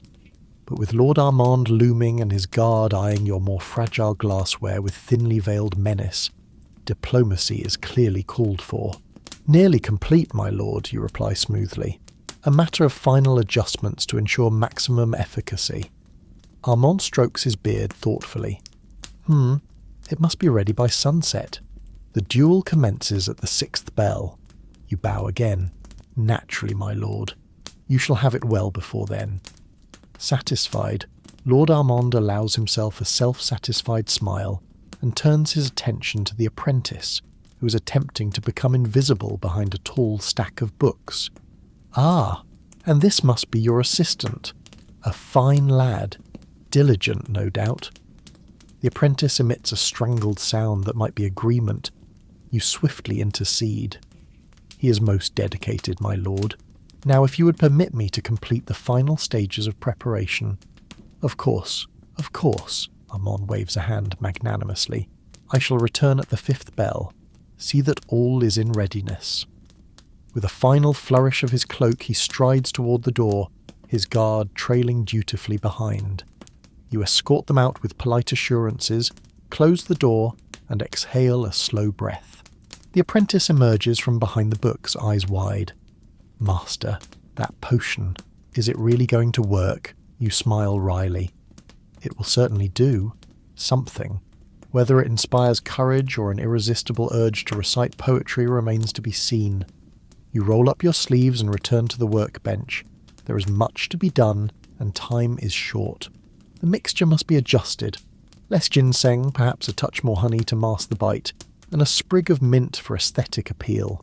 As you begin the careful process of refining the potion, you reflect once more on the peculiar nature of your profession. One moment crafting elixirs of theoretical immortality, the next preparing a courage draught for a nobleman who may or may not possess the wisdom to use it wisely. Ah well, such is the life of an alchemist. Never dull, frequently absurd, and always requiring a steady hand, and an even steadier sense of humour. You glance at the simmering flask, its contents swirling with promise. The afternoon sun slants through the window, the workshop hums with purpose, and you, ever the dedicated practitioner, press on. After all, sunset awaits, and with it, another chapter in the ongoing dance of alchemy and life. The workshop hums with that delightful blend of purpose and anticipation that marks a well-engaged afternoon of alchemical work. The courage potion for Lord Armand simmers gently over a carefully regulated flame, releasing fragrant curls of steam that drift lazily through the air. The furnace maintains a steady glow, and your apprentice, momentarily distracted from reorganizing the spice jars in alphabetical order, which has somehow resulted in cinnamon being placed next to camphor, much to your dismay, is now peering, with great fascination at the latest concoction bubbling merrily in a retort near the back of the room. You, for your part, are entirely engrossed in adjusting the proportions of a new tincture, a restorative blend intended to ease fatigue and sharpen the mind. It is a subtle art, balancing the earthy notes of ginseng with the brightness of citrus peel and the grounding warmth of cardamom. A drop too much of one, a pinch too little of another, and the effect shifts entirely. You lean over the workbench, carefully adding a final dash of powdered licorice root, when a faint but distinct clink reaches your ears. You glance up. The apprentice is hovering suspiciously close to the shelves housing the more temperamental reagents. In one hand he holds a small vial of bright blue liquid, in the other a scoop of what appears to be finely ground salt. Your alchemist's instincts, honed through years of experience and several notable mishaps, sound an immediate alarm. Careful with that combination, you begin, voice calm but firm. Those two do not. Too late. In a moment of youthful enthusiasm, or perhaps simple curiosity, the apprentice tips the contents of the scoop into the vial with a cheerful, "Oh, I think this might improve the colour." The reaction is instantaneous. The mixture fizzes violently, the vial heats alarmingly, and a thin jet of greenish vapour shoots upward, accompanied by a sharp, high-pitched whine that can mean only one thing: an imminent release of excessive energy. "Down!" you shout, diving behind the workbench. The apprentice, eyes wide with dawning comprehension, yelps and ducks beneath a nearby table. With a sound not unlike a particularly irate goose, the vial erupts in a spectacular bang. A plume of iridescent smoke fills the room, accompanied by a rain of glittering droplets, and a distinct aroma of burnt sugar mixed with something oddly floral. The shockwave rattles the shelves, sends a stack of parchment fluttering to the floor, and extinguishes 3 candles in one impressive gust. For a moment, all is still. The smoke hangs thick in the air, swirling in slow, lazy eddies. You cough, waving one hand in front of your face as you cautiously emerge from behind the workbench. "Apprentice," you call out. A small voice responds from beneath the table. I'm fine, master. Just a bit sparkly." Indeed. The apprentice crawls out, hair standing on end, face smudged with soot, and liberally dusted with shimmering gold flecks. He blinks owlishly and offers a sheepish grin. "I think that may not have been salt," he ventures. You suppress a sigh and instead offer a wry smile. An astute observation. Together you survey the damage. Miraculously, the main retorts and alembics remain intact. The courage potion simmers on, blissfully unaware of the recent commotion. Several scrolls now sport singed edges, and one unfortunate jar of elderflower syrup lies in a sticky puddle on the floor. The apprentice, ever eager to atone, seizes a mop and begins industriously scrubbing the syrup. You, meanwhile, open the shutters to let out the lingering smoke, which now carries an oddly pleasant scent, one that will no doubt inspire curious comments from any passers-by. "Master," the apprentice pipes up after a few moments, "should we record this result in the journal?" You chuckle. "Indeed. Every experiment, however unexpected, adds to our understanding." You retrieve the large leather-bound tome labelled Miscellaneous Mishaps and Curious Outcomes, and dutifully note the incident. Combination of unidentified blue liquid and suspected salt substitute produces iridescent vapour and minor concussive event. Apprentice unharmed. Workshop slightly more festive.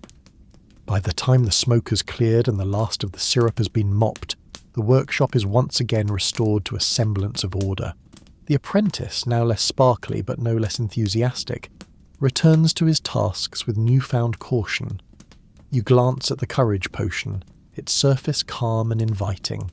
With a satisfied nod, you return to your work, grateful that in the grand scheme of alchemical explosions, this one was more amusing than catastrophic.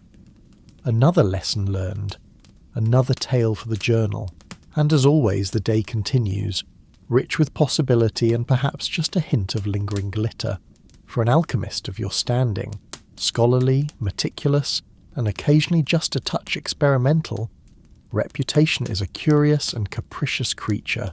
One moment, you are the toast of the town's more curious minds, revered for your tinctures and tonics.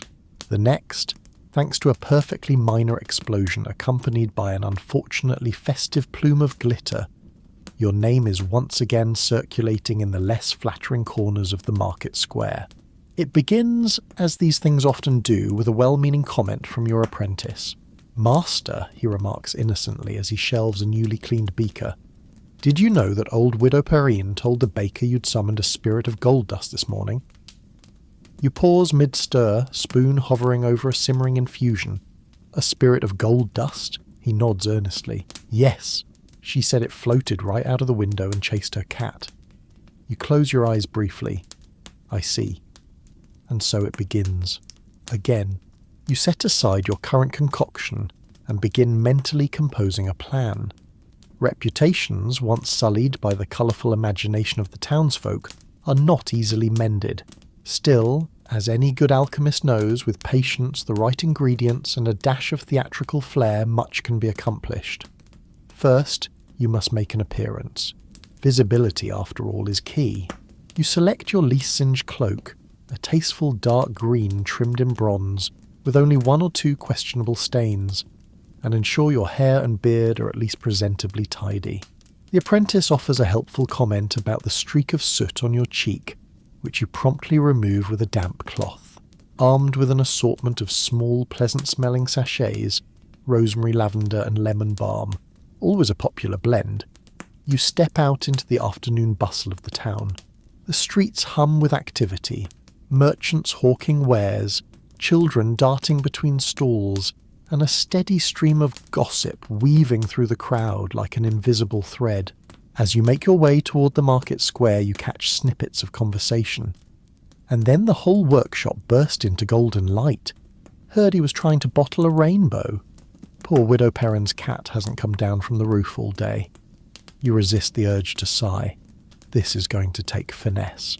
At your favourite herbalist's stall, Mistress Elaine, who thankfully possesses both a keen nose and a sense of humour, you present your sachets with a gracious flourish. "A small gift, mistress, for your discerning customers."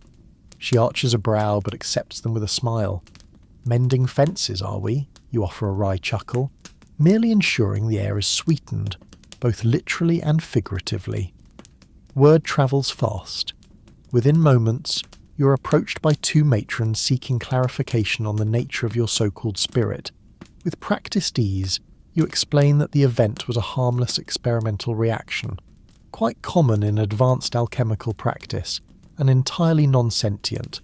They nod, suitably impressed, and drift away murmuring about the impressive control you must wield. Progress. Next, you pay a visit to the baker, a jovial man whose wares are as abundant as his appetite for gossip. A well-timed purchase of a dozen honey cakes with a generous tip ensures that his version of events will soon lean in your favour. Master Alchemist's experiments always smell so delightful, you hear him tell a customer as you depart. By late afternoon, you have made a circuit of the key market stalls, each interaction calculated to reinforce the image of a learned, benevolent practitioner, one who occasionally produces amusing side effects, but never dangerous ones. Upon returning to the workshop, you find the apprentice diligently polishing glassware and humming a cheerful tune. "Did it go well, master?" You smile. "Better than expected." He grins. "No more ghost stories." "For now," you reply with a chuckle, though I suspect Widow Perrin's cat may continue to provide entertainment for some time. Satisfied with your efforts, you hang up your cloak and resume your work. Reputation, like any good potion, requires careful tending, and while today's events may linger in the town's collective imagination, You have at least tilted the balance back toward curiosity and admiration, with perhaps a dash of harmless intrigue. You glance toward the window, where the last rays of sunlight filter through, casting a golden glow across your workshop. The apprentice is already crafting a new label for the miscellaneous mishaps journal, the Spirit of Gold Dust Incident. You shake your head fondly and return to your beakers. After all, tomorrow brings new experiments and quite possibly new tales. Best to ensure they are good ones. With your reputation freshly polished, or at least temporarily less tarnished, and the afternoon sun beginning to stretch its golden fingers across the dusty panes of your workshop, you find yourself contemplating your next endeavour. The courage potion for Lord Armand rests in its flask, awaiting collection. The apprentice is absorbed in a spirited attempt to sketch a decorative border for the miscellaneous mishaps journal, tongue caught firmly between his teeth in concentration. It is, in short, the perfect moment for a spot of creativity. You glance toward the far shelf where a slender scroll tied with a ribbon of pale pink awaits your attention. The script upon it reads simply, "Elixir of affection and subtle charm, for discerning clients only." You chuckle softly. It has been some time since you last brewed a love potion, not because demand is lacking, quite the opposite, but because the crafting of such a concoction is a delicate art, equal parts chemistry, poetry, and performance. And today, with the workshop humming and your spirits high, the timing feels just right. You unfurl the scroll and scan its familiar lines. The base is deceptively simple. A light syrup infused with rose petals, damiana, and a touch of vanilla. To this is added a carefully balanced blend of warming spices, a hint of citrus, and, most critically, an essence to quicken the heart without overwhelming the senses. The result, when executed properly, is not a potion of forced infatuation, as the less reputable charlatans might claim, but rather a subtle elixir that enhances charm and conviviality. The apprentice, noticing your preparations, peers over curiously. "Master, are we making a love potion?" You smile. "Indeed. Though remember, the finest potions of this nature inspire, not compel." He nods solemnly, then adds, "Do you think it works on cats?" You suppress a laugh. Best to keep our experiments within the human realm for now. With that, you set to work. First, the syrup. You retrieve a jar of wildflower honey, rich, golden, and fragrant, and warm it gently over a low flame. Into this you stir dried rose petals, their aroma blooming with the heat. The workshop soon fills with a heady floral sweetness that even Mistress Heloise would struggle to frown upon. Next come the damiana leaves, crushed lightly to release their subtle, earthy fragrance, and the seeds of cardamom, cracked with the flat of your knife. A strip of orange peel adds brightness, while a few curls of cinnamon bark lend warmth. You add these to the syrup, stirring slowly, the mixture thickening into a silken elixir. The final, and most nuanced as component, is the essence of vanilla orchid, carefully extracted and aged in spirits. You unstopper the vial, inhaling its rich, creamy aroma, and add exactly 3 drops to the blend. No more, no less. The potion shimmers faintly, its surface gleaming with promise. Throughout the process, the apprentice watches in wide-eyed fascination, occasionally darting forward to sniff an ingredient or ask an eager question. You indulge his curiosity. After all, every alchemist must learn that brewing is as much about intention as technique. As the potion simmers, you prepare the presentation. A slender crystal vial, polished to a high gleam, will serve as the perfect vessel. A ribbon, rose-coloured naturally, is selected and set aside for the finishing touch. At last, the potion is ready. You strain it carefully through fine muslin, the liquid emerging a soft, luminous pink, fragrant and inviting. You pour it into the vial, stopper it with a cork of fine birchwood, and tie the ribbon with a neat bow. The apprentice claps softly. "It's beautiful, master," you smile, and, if the balance is correct, quite effective. As you set the vial upon a velvet-lined tray, ready for the next discerning client who seeks a touch of romantic inspiration, You reflect, as you often do, on the curious nature of your craft. The line between science and art is a fine one, and nowhere is this more evident than in the brewing of a love potion. A careless hand might produce a syrup too cloying, a draught too bold. But with care, intention, and a touch of elegance, one creates something that elevates the heart and delights the senses. You lean back, content. The workshop is filled with the warm glow of the setting sun. The apprentice hums a cheerful tune, and somewhere beyond your door, stories of golden plumes and charming elixirs are already weaving their way into the town's lively tapestry of tales. And so the day continues, rich with possibilities, fragrant with promise, and just a little sweeter than before.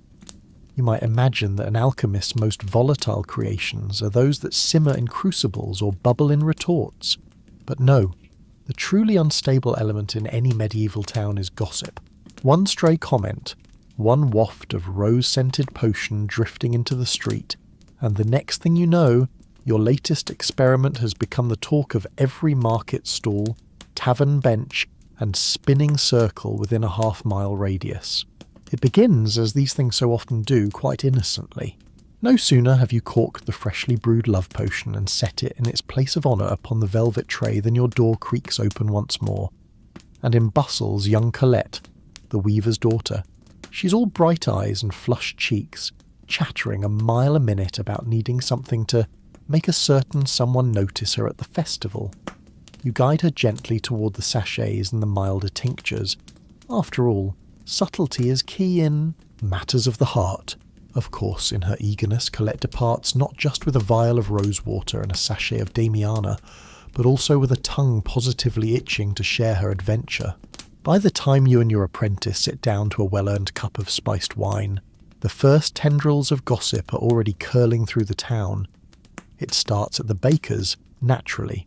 Mistress Bertha, pausing between loaves, leans into her neighbour and whispers, "Did you hear? The alchemist is brewing love potions again, for the weaver's girl, no less." From there, it spreads like wildfire. By the time you send your apprentice out for more rosemary and a fresh loaf of bread, he returns with wide eyes and a breathless report. "Master," he exclaims, "everyone's talking. They say you've enchanted half the young folk already," you sigh, setting down your cup. "Half the young folk, that seems optimistic," he nods solemnly. "And Mistress Perrin says the Widow Martin's cat is acting quite peculiar because of it." "Ah, the cat again. Naturally. You rise and fetch your cloak, knowing that if left unchecked, the tail will soon grow wings. Visibility, as you've learned, is both remedy and prevention in such cases. A leisurely stroll through the market reveals the full extent of the day's narrative. Snippets drift on the breeze. Said he used rose petals and gold dust. Heard it makes your voice sound like music. My cousin's friend swears her neighbour's dog fell in love with a goose. You offer polite nods and knowing smiles, neither confirming nor denying. For truly, where would the fun be in spoiling the story outright? At Mistress Elaine's stall, the herbalist greets you with a twinkle in her eye.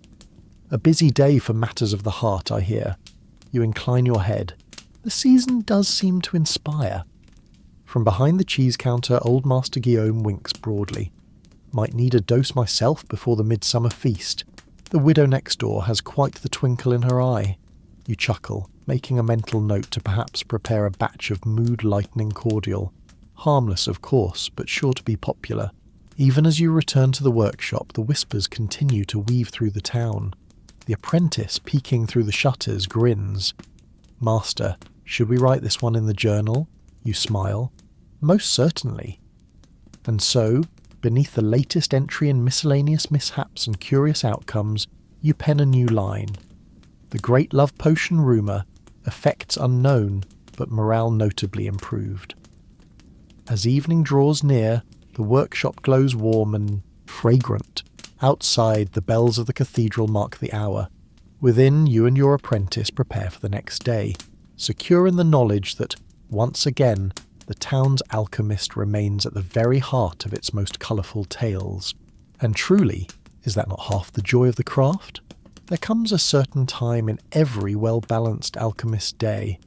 usually in the gentle lull that follows an unexpected explosion and a morning of frantic reputation mending, when the mind begins to wander toward more celestial pursuits. The workshop is now pleasantly quiet. The courage potion has been collected, with Lord Armand departing in high spirits and full voice, loudly proclaiming his inevitable victory in the coming duel, which you sincerely hope will not end in an amusing footnote for tomorrow's gossip. The love potion tale has by now spread to nearly every ear in town, though with each retelling it seems to gain an additional improbable detail.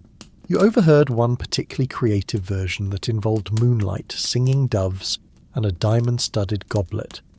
You do not own a diamond-studded goblet. The apprentice, momentarily between disasters, is perched at his small writing desk, gamely attempting to catalogue the herbs, though from the direction of his muttering, it appears he's now composing a ballad about the alchemist and the glittering spirit. You meanwhile feel a familiar tug, a curiosity not about the bubbling brews or glittering powders of your shelves, but about the grander mechanisms of the cosmos itself. You glance toward the alcove where your astrological charts rest, rolled carefully in their leather cases beside the great brass astrolabe. It has been some time since you last consulted the stars, and with the town so eagerly weaving your tales into legend, a little celestial guidance would not go amiss. You rise, fetch the necessary materials, and clear a space at the large oaken table near the rear window, the very one you purposefully positioned to catch the evening sky. The apprentice looks up, curious. "Master, are we doing astrology?" You smile. "Indeed. Even an alchemist must heed the heavens." The great brass astrolabe is set before you, its intricate circles gleaming in the soft light.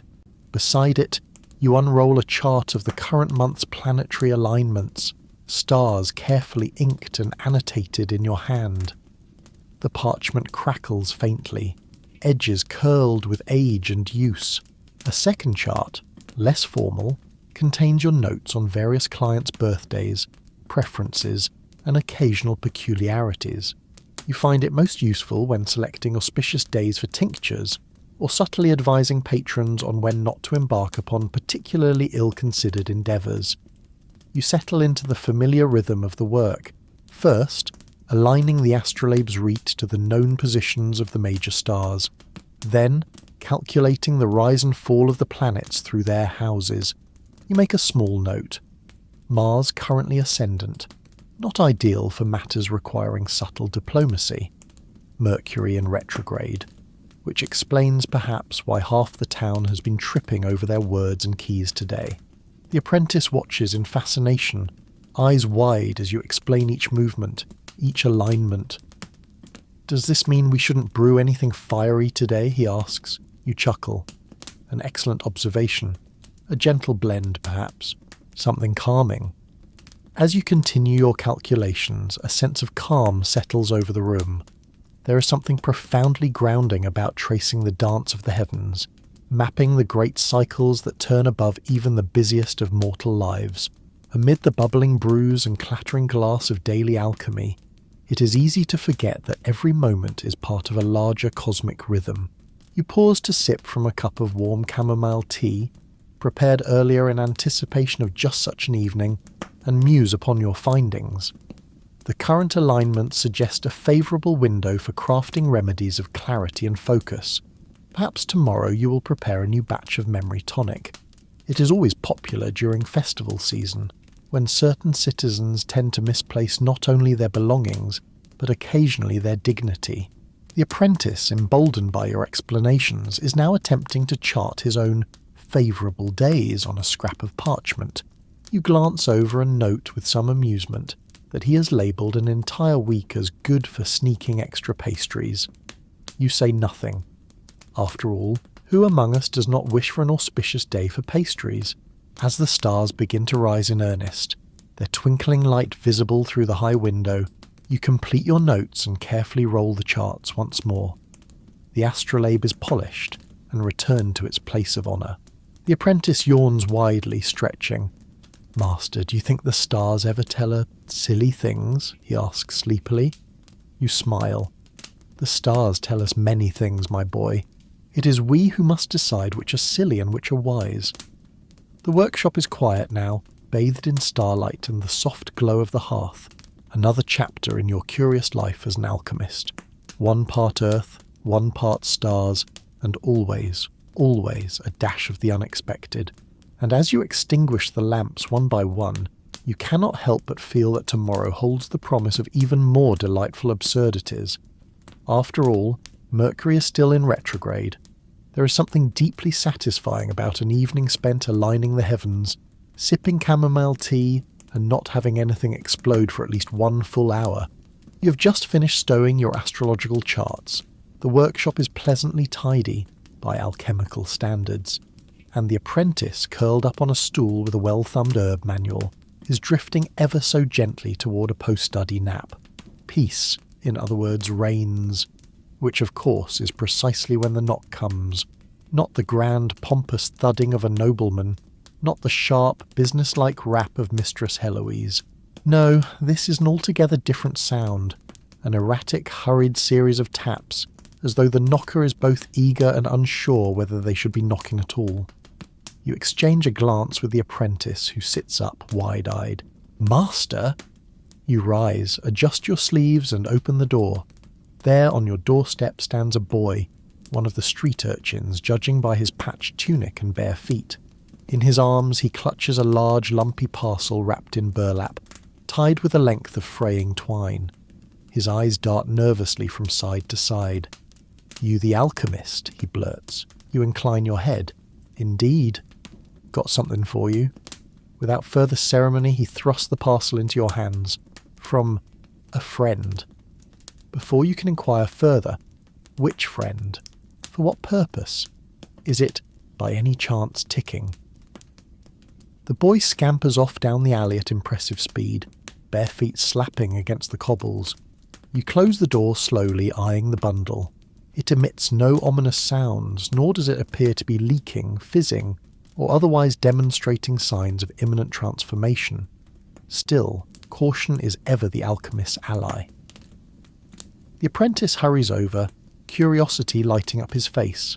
"Master, what is it?" "That," you reply, setting it gently on the workbench, "is an excellent question." With a deft hand, you untie the twine and peel back the burlap.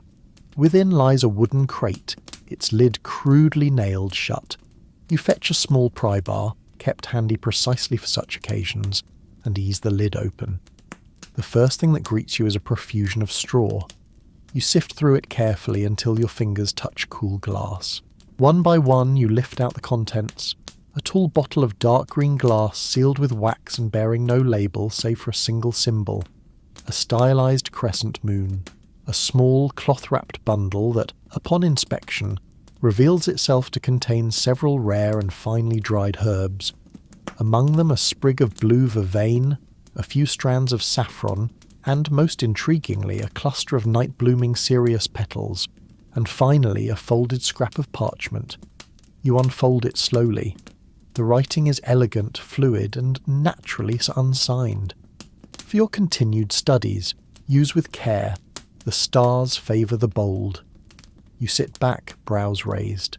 The apprentice, nearly vibrating with excitement, peers over your shoulder. "Master, do you think it's from them?" His tone implies capital letters and mysterious figures cloaked in shadow. You smile wryly. Possibly, or perhaps from someone with a flair for drama. Still, the contents are undeniably valuable and curious. The bottle's contents shimmer faintly when held to the light, suggesting a preparation of considerable potency. The herbs are of a quality not easily found in the local markets. And the note? Well, every proper alchemist encounters a few anonymous patrons over the course of their career. Some are benign, some less so, and some merely enjoy stirring a good mystery.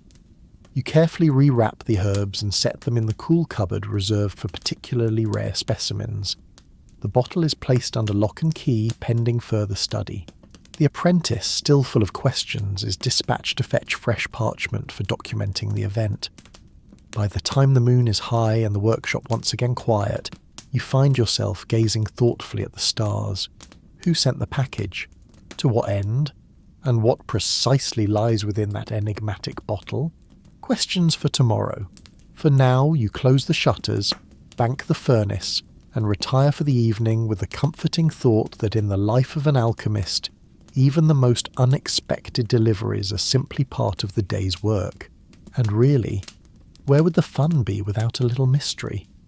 You awake the next morning to a peculiar sound, not the hiss of an over-enthusiastic retort, nor the apprentice accidentally knocking over the broom again. No, this is something altogether different. The bright off-key strains of a lute accompanied by the unmistakable rhythm of wooden spoons on a bucket. Festival music. You sit up, rubbing your eyes. Ah, yes. Today marks the first day of the Midsummer Festival, a lively, chaotic affair involving ribbons, far too many pastries, an alarming number of overly ambitious dancers, and, if past years are any guide, at least 3 incidents of mild, public scandal. From the window, you can already see the beginnings of the transformation. The square is bustling with townsfolk stringing garlands of flowers and colourful pennants between the buildings. Stalls are being erected with varying degrees of stability, and the air is thick with the scents of baking bread, roasting meats, and the ever-popular spiced cider. Somewhere a goat bleats indignantly, no doubt having been conscripted into a parade against its will. You rise, stretch, and pull on your best, meaningly stained, tunic. The apprentice, already wide awake and bouncing with excitement, bursts into the workshop. "Master, the festival, everyone's setting up, and Mistress Elaine says you promised her a fresh batch of calming cordial for her stall." Ah, you vaguely recall such a promise being made during one of your many market diplomacy missions. No time like the present. You set to work, assembling a blend of chamomile, lemon balm and a hint of valerian, with just enough honey to please the palate. As you prepare the cordial, the apprentice chatters happily about the festivities. They say the mayor's daughter will lead the first dance, and there'll be a juggling troupe this year. And, he lowers his voice conspiratorially, Mistress Berta is making those pastries with the almond cream again. You chuckle. A worthy reason to attend indeed. With the cordial bottled and neatly labelled, you entrust the apprentice with its delivery, along with strict instructions not to become distracted by the juggler's flaming torches this time. He scampers off, eager as a spring hare. You take a moment to survey your workshop. It would be wise to prepare a few extra remedies. Festivals have a curious way of producing headaches, sprained ankles, and the occasional mysterious rash. You quickly brew a batch of willow bark tincture, lay out supplies for soothing salves, and ensure that your stock of digestive bitters is replenished. By mid-morning, the streets are alive with laughter and music.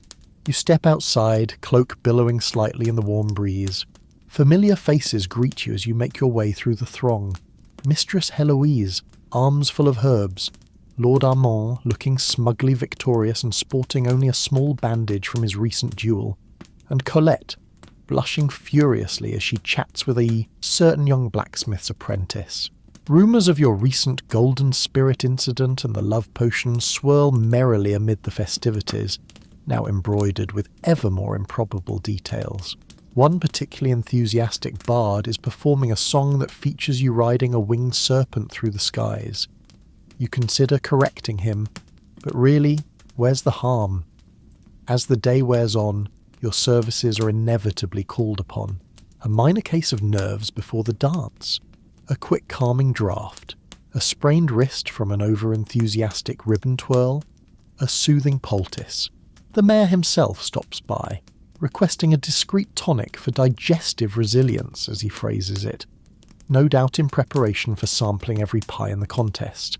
Between tending to these cheerful emergencies, you find a moment to enjoy the festival yourself. A cup of mulled cider, a slice of almond pastry, as delightful as rumoured, and a stroll beneath the garland-strung streets. The apprentice, cheeks smudged with berry juice, reports having successfully delivered the cordial and acquired very important festival intelligence, namely that the Fire Eaters' Act is scheduled for just after sundown. As twilight falls and the lanterns are lit, casting a warm glow over the jubilant crowd, you return to your workshop pleasantly tired and smiling. The apprentice collapses onto a stool with a contented sigh. "Master," he murmurs, eyes drooping, "do you think the stars like festivals?" You chuckle softly, ruffling his hair. "I think they must. They twinkle brightest when we're happiest."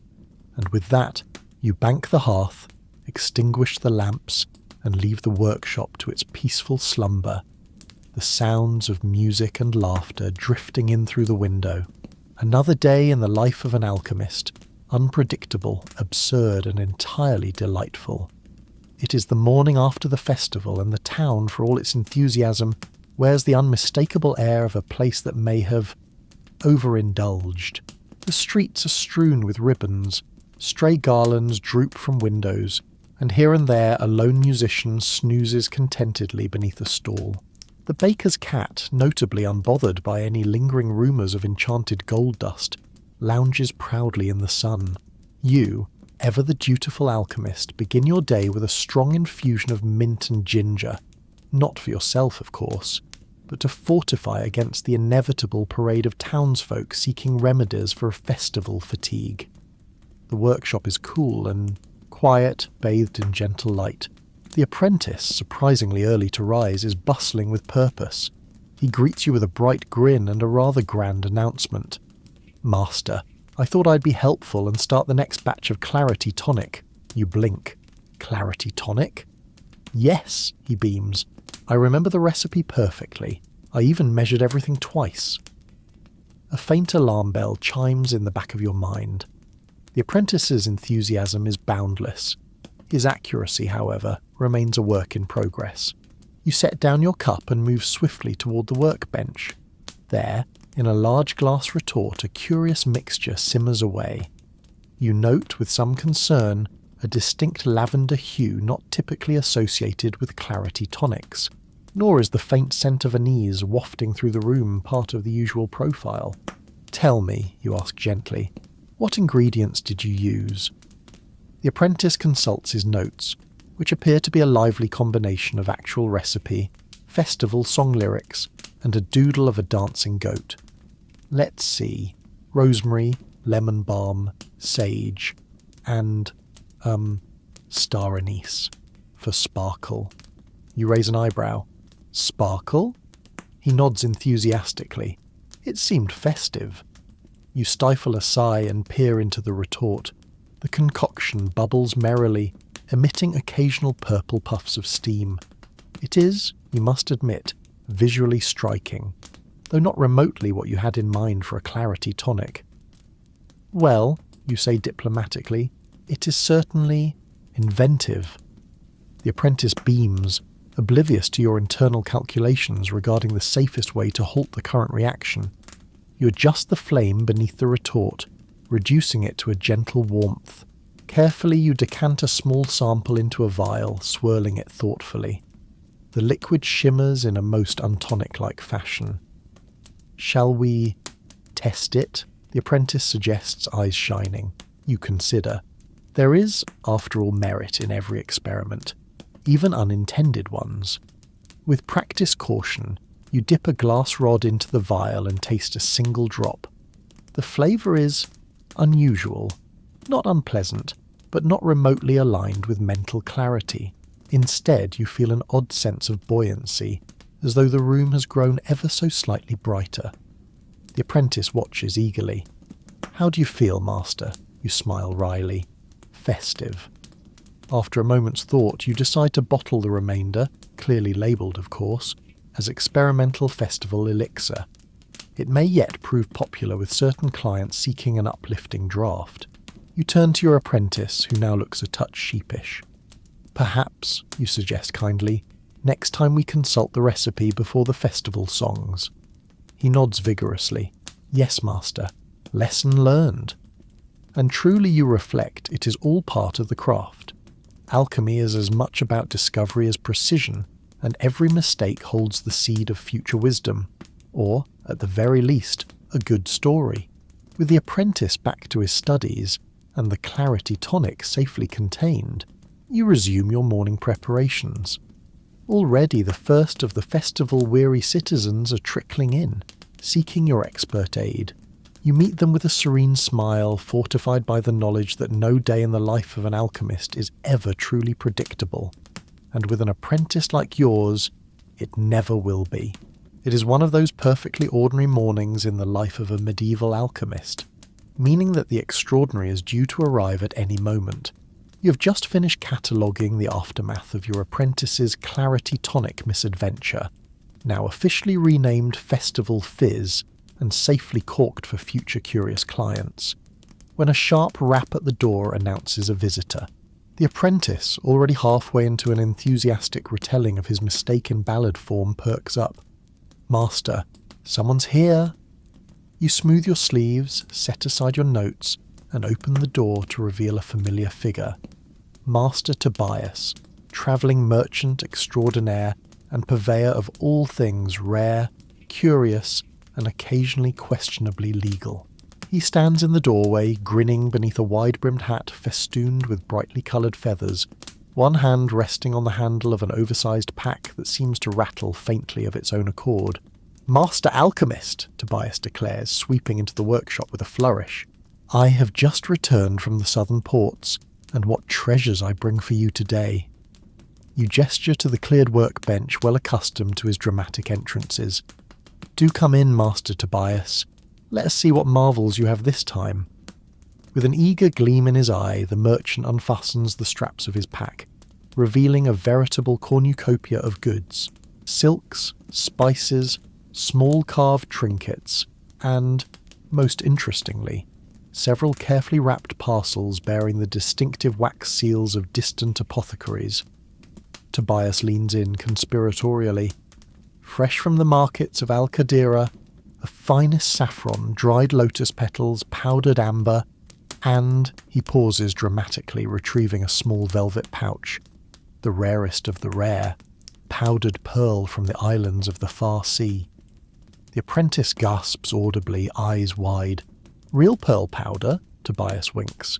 "Certified by the Grand Alchemist of Mirror's Court himself."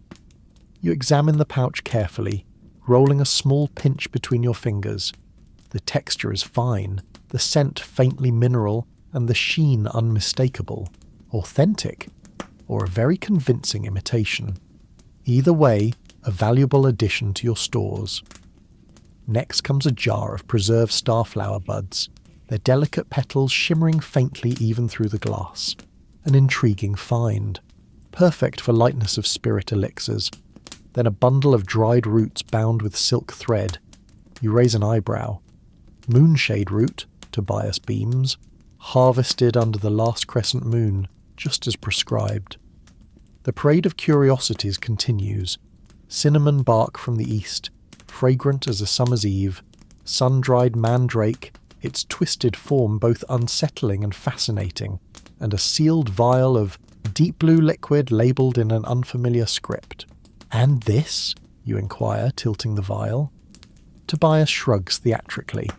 From a spice dealer in the Jade Isles, he called it whisper water. No further explanation given, and no refunds. You chuckle. An invitation to experiment, then. As you finalise your selections, adding a modest pouch of saffron and a sprig of silverleaf sage to the pile, Tobias leans casually against the workbench. "Word on the street is that your love potion caused quite the stir at the festival," he remarks with a knowing smile, "and that certain noble patrons are now requesting, shall we say, more bespoke concoctions." You smile serenely. One must maintain an air of mystery. Coins are exchanged, parchments signed, and soon Tobias is packing up once more, humming a jaunty tune. As he hefts his now lighter pack, he winks. "I'll be back in a fortnight. Who knows what wonders I'll have then?" You see him to the door, exchanging a cordial farewell, and return to your workbench laden with new treasures. The apprentice hovers nearby, practically vibrating with curiosity. "Master, can we try the pearl powder first? Or maybe the whisper water?" You laugh softly. "Patience, my boy. First we catalogue, then we experiment." And so the next chapter of your alchemical journey begins, with exotic ingredients, endless possibilities, and the ever-present thrill of discovery. For truly, In the life of an alchemist, no 2 days are ever the same, and would you have it any other way? It is a truth universally acknowledged, at least within the confines of your workshop, that an alchemist in possession of new and exotic ingredients must be in want of an experiment. The morning sun filters gently through the high windows, casting a warm glow on your latest acquisitions. The pearl powder gleams invitingly, the starflower buds whisper of forgotten gardens, and the mysterious vial of whisper water sits innocently among its more familiar companions, daring you to uncover its secrets. You eye the vial thoughtfully. The apprentice, seated with what can only be described as exaggerated nonchalance on a nearby stool, taps his fingers against his knees. "Master," he says, as though the thought has only just occurred to him, "perhaps today is a good day for testing things." You smile. "Indeed, my boy, but carefully." The whisper water seems as good a place to start as any. You retrieve a clean glass beaker, not too large, just enough for a small trial, and unstopper the vial. A faint, sweet aroma escapes, something between fresh rain and wildflowers, promising, though wholly unfamiliar. With a steady hand, you pour a few drops into the beaker. The liquid catches the light, shimmering faintly, as if it holds a sliver of the dawn sky within. The apprentice leans forward eagerly, nearly tipping off his stool. "What do you think it does, master?" You chuckle. "The only way to know is to test it." Of course, prudence dictates a measured approach. You add a few drops of distilled water to the beaker, then a pinch of the pearl powder, not too much, and stir gently with a glass rod. The mixture turns a pale, opalescent blue, swirling in hypnotic patterns. You make a few notes. No immediate reaction to dilution. Odour pleasant, colour appealing. Time for the true test. You prepare a single drop upon a silver tasting spoon, eyeing it critically. A good alchemist knows better than to rush such things. After a moment's contemplation, and a quick glance to ensure the apprentice is standing well back, you sample the drop. The flavour is delicate, cool, like a breeze over a meadow at dawn. There's a subtle tingling on your tongue, not unpleasant but unusual. You wait, breathing evenly, attuning to any changes. At first, nothing. Then, slowly, a sensation of lightness. Not dizziness, more a gentle lifting, as though the burdens of gravity have ever so slightly relaxed their grip. You glance at the apprentice, who is now watching you with the keen focus of a cat observing a particularly intriguing piece of string. "Master?" he prompts. You smile, curious. You rise carefully, testing your balance. Everything feels clearer, sharper. The colours of the workshop seem a touch more vivid, the scent of herbs more distinct. Even the apprentice's tunic, usually a haphazard patchwork of ink stains and misplaced enthusiasm, seems remarkably crisp today. "Master," the apprentice whispers, eyes wide, "you're glowing." You blink. "Am I?" You glance down. Indeed, there is a faint luminescence about you. Nothing garish, just a subtle, pearly sheen, as if someone had taken the first light of morning and dusted it lightly across your skin. Fascinating. You make a few more notes, careful to record the dosage and observed effects. The glow, you note, does not seem to intensify or diminish with movement. You perform a few small tasks, lifting a beaker, adjusting a burner, and find yourself moving with a curious ease, as though your limbs remember grace they had long since forgotten. The apprentice, meanwhile, is practically vibrating with excitement. "Master, can I try?" you consider. While the effects seem benign, prudence, and the apprentice's track record, suggest caution. "Not yet," you say gently. "First, we observe the duration and any side effects." Disappointed but undeterred, he settles back to sketching the scene. His master alchemist glowing majestically drawing is sure to become a prized addition to the miscellaneous mishaps and curious outcomes journal. After about an hour, the glow fades gradually, leaving behind no ill effects beyond a lingering sense of clarity and mild amusement. You conclude that the whisper water, when combined with pearl powder, produces a temporary enhancement of perception, and a subtle visual glow. Effects that could be quite useful in, say, diplomatic negotiations or particularly lively festival dances.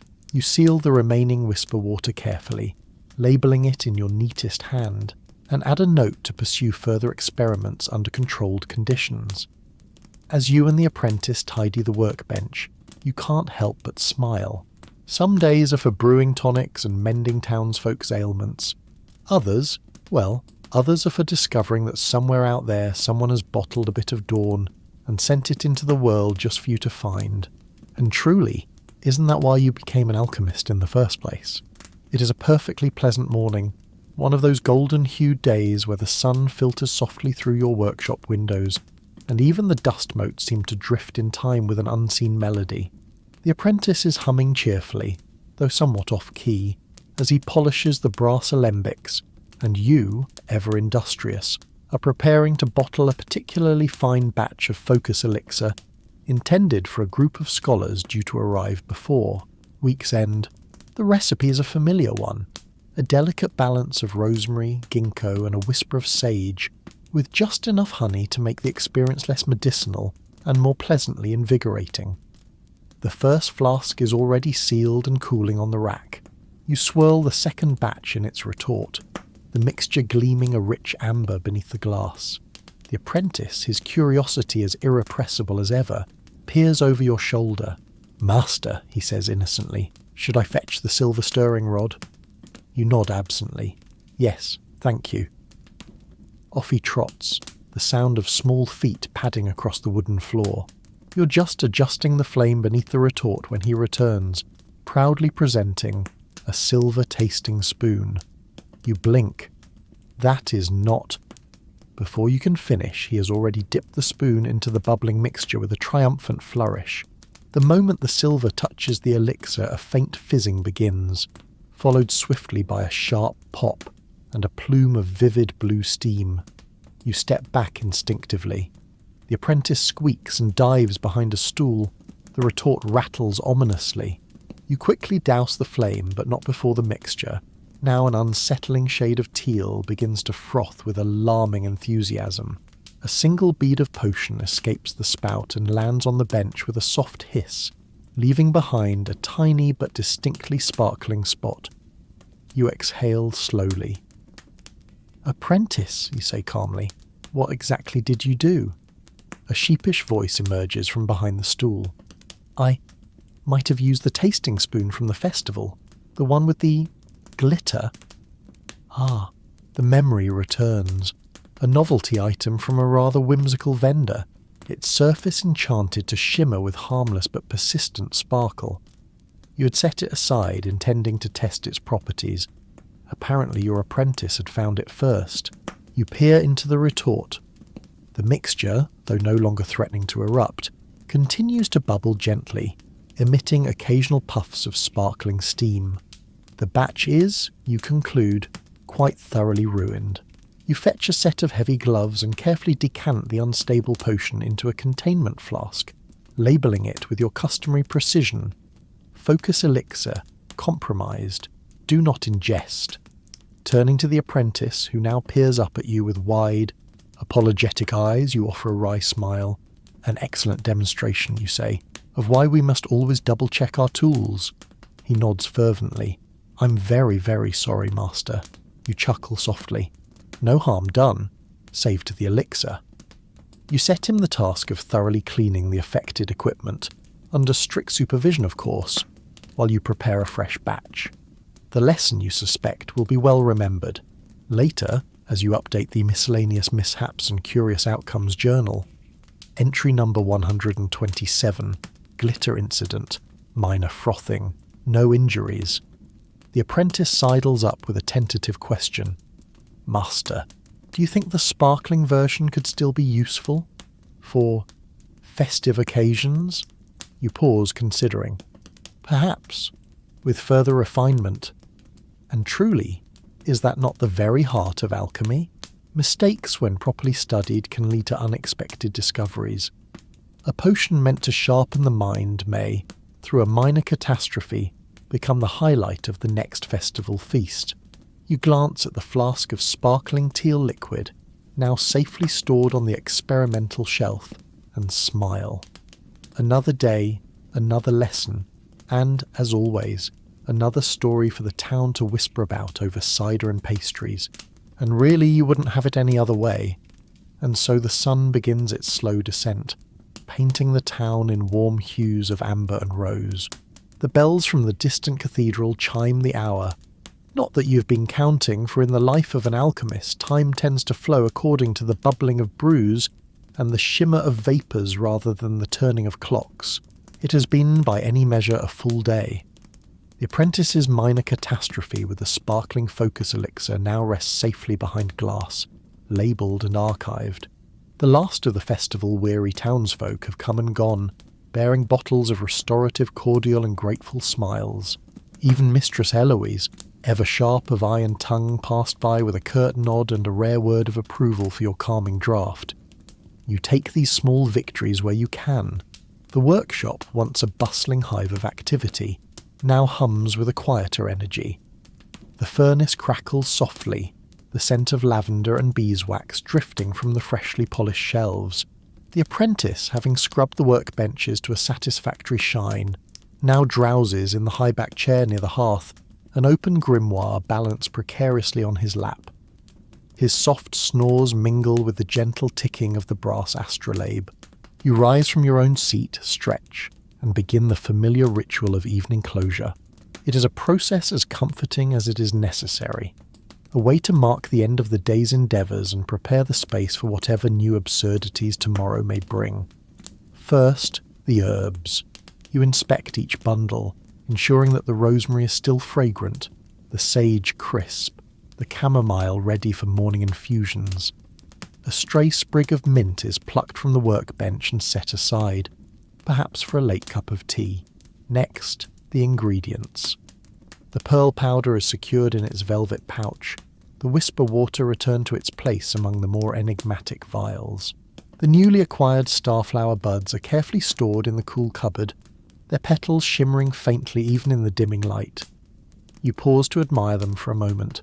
Some days it still amazes you, this life, how a simple parcel from a wandering merchant can bring a touch of magic into your world. The tools follow. Alembics washed and dried, stirring rods aligned with geometric precision, beakers gleaming under the soft glow of the lantern. The miscellaneous mishaps and curious outcomes journal, now several pages richer thanks to today's adventures, is closed with a satisfying thump and slid onto its shelf. At last, the furnace. You bank the embers carefully, ensuring a gentle warmth lingers through the night. The flames sigh, settling into a steady glow. You pour yourself a final cup of tea, mint and chamomile simple and soothing, and take a moment to sit by the window. Outside, the town has settled into its evening rhythm. Lanterns flicker along the winding streets. Distant laughter drifts from the tavern. Above, the first stars twinkle into view, bright against the deepening sky. The apprentice stirs, mumbling something about dancing goats and sparkling potions, then settles deeper into sleep. You smile. The day has been one of lessons, laughter, and no small amount of glitter. In truth, you would not change a moment of it. You sip your tea slowly, savouring the quiet. The life of an alchemist is rarely simple, but it is full of wonder, full of curiosity, and above all full of the delightful absurdity that makes each sunrise worth greeting. As the last of the tea warms your hands, you rise, dim the lanterns, and with one final glance at the tidy waiting workshop, close the door for the night. Tomorrow, after all, is another day, and who knows what mysteries or minor catastrophes it will bring.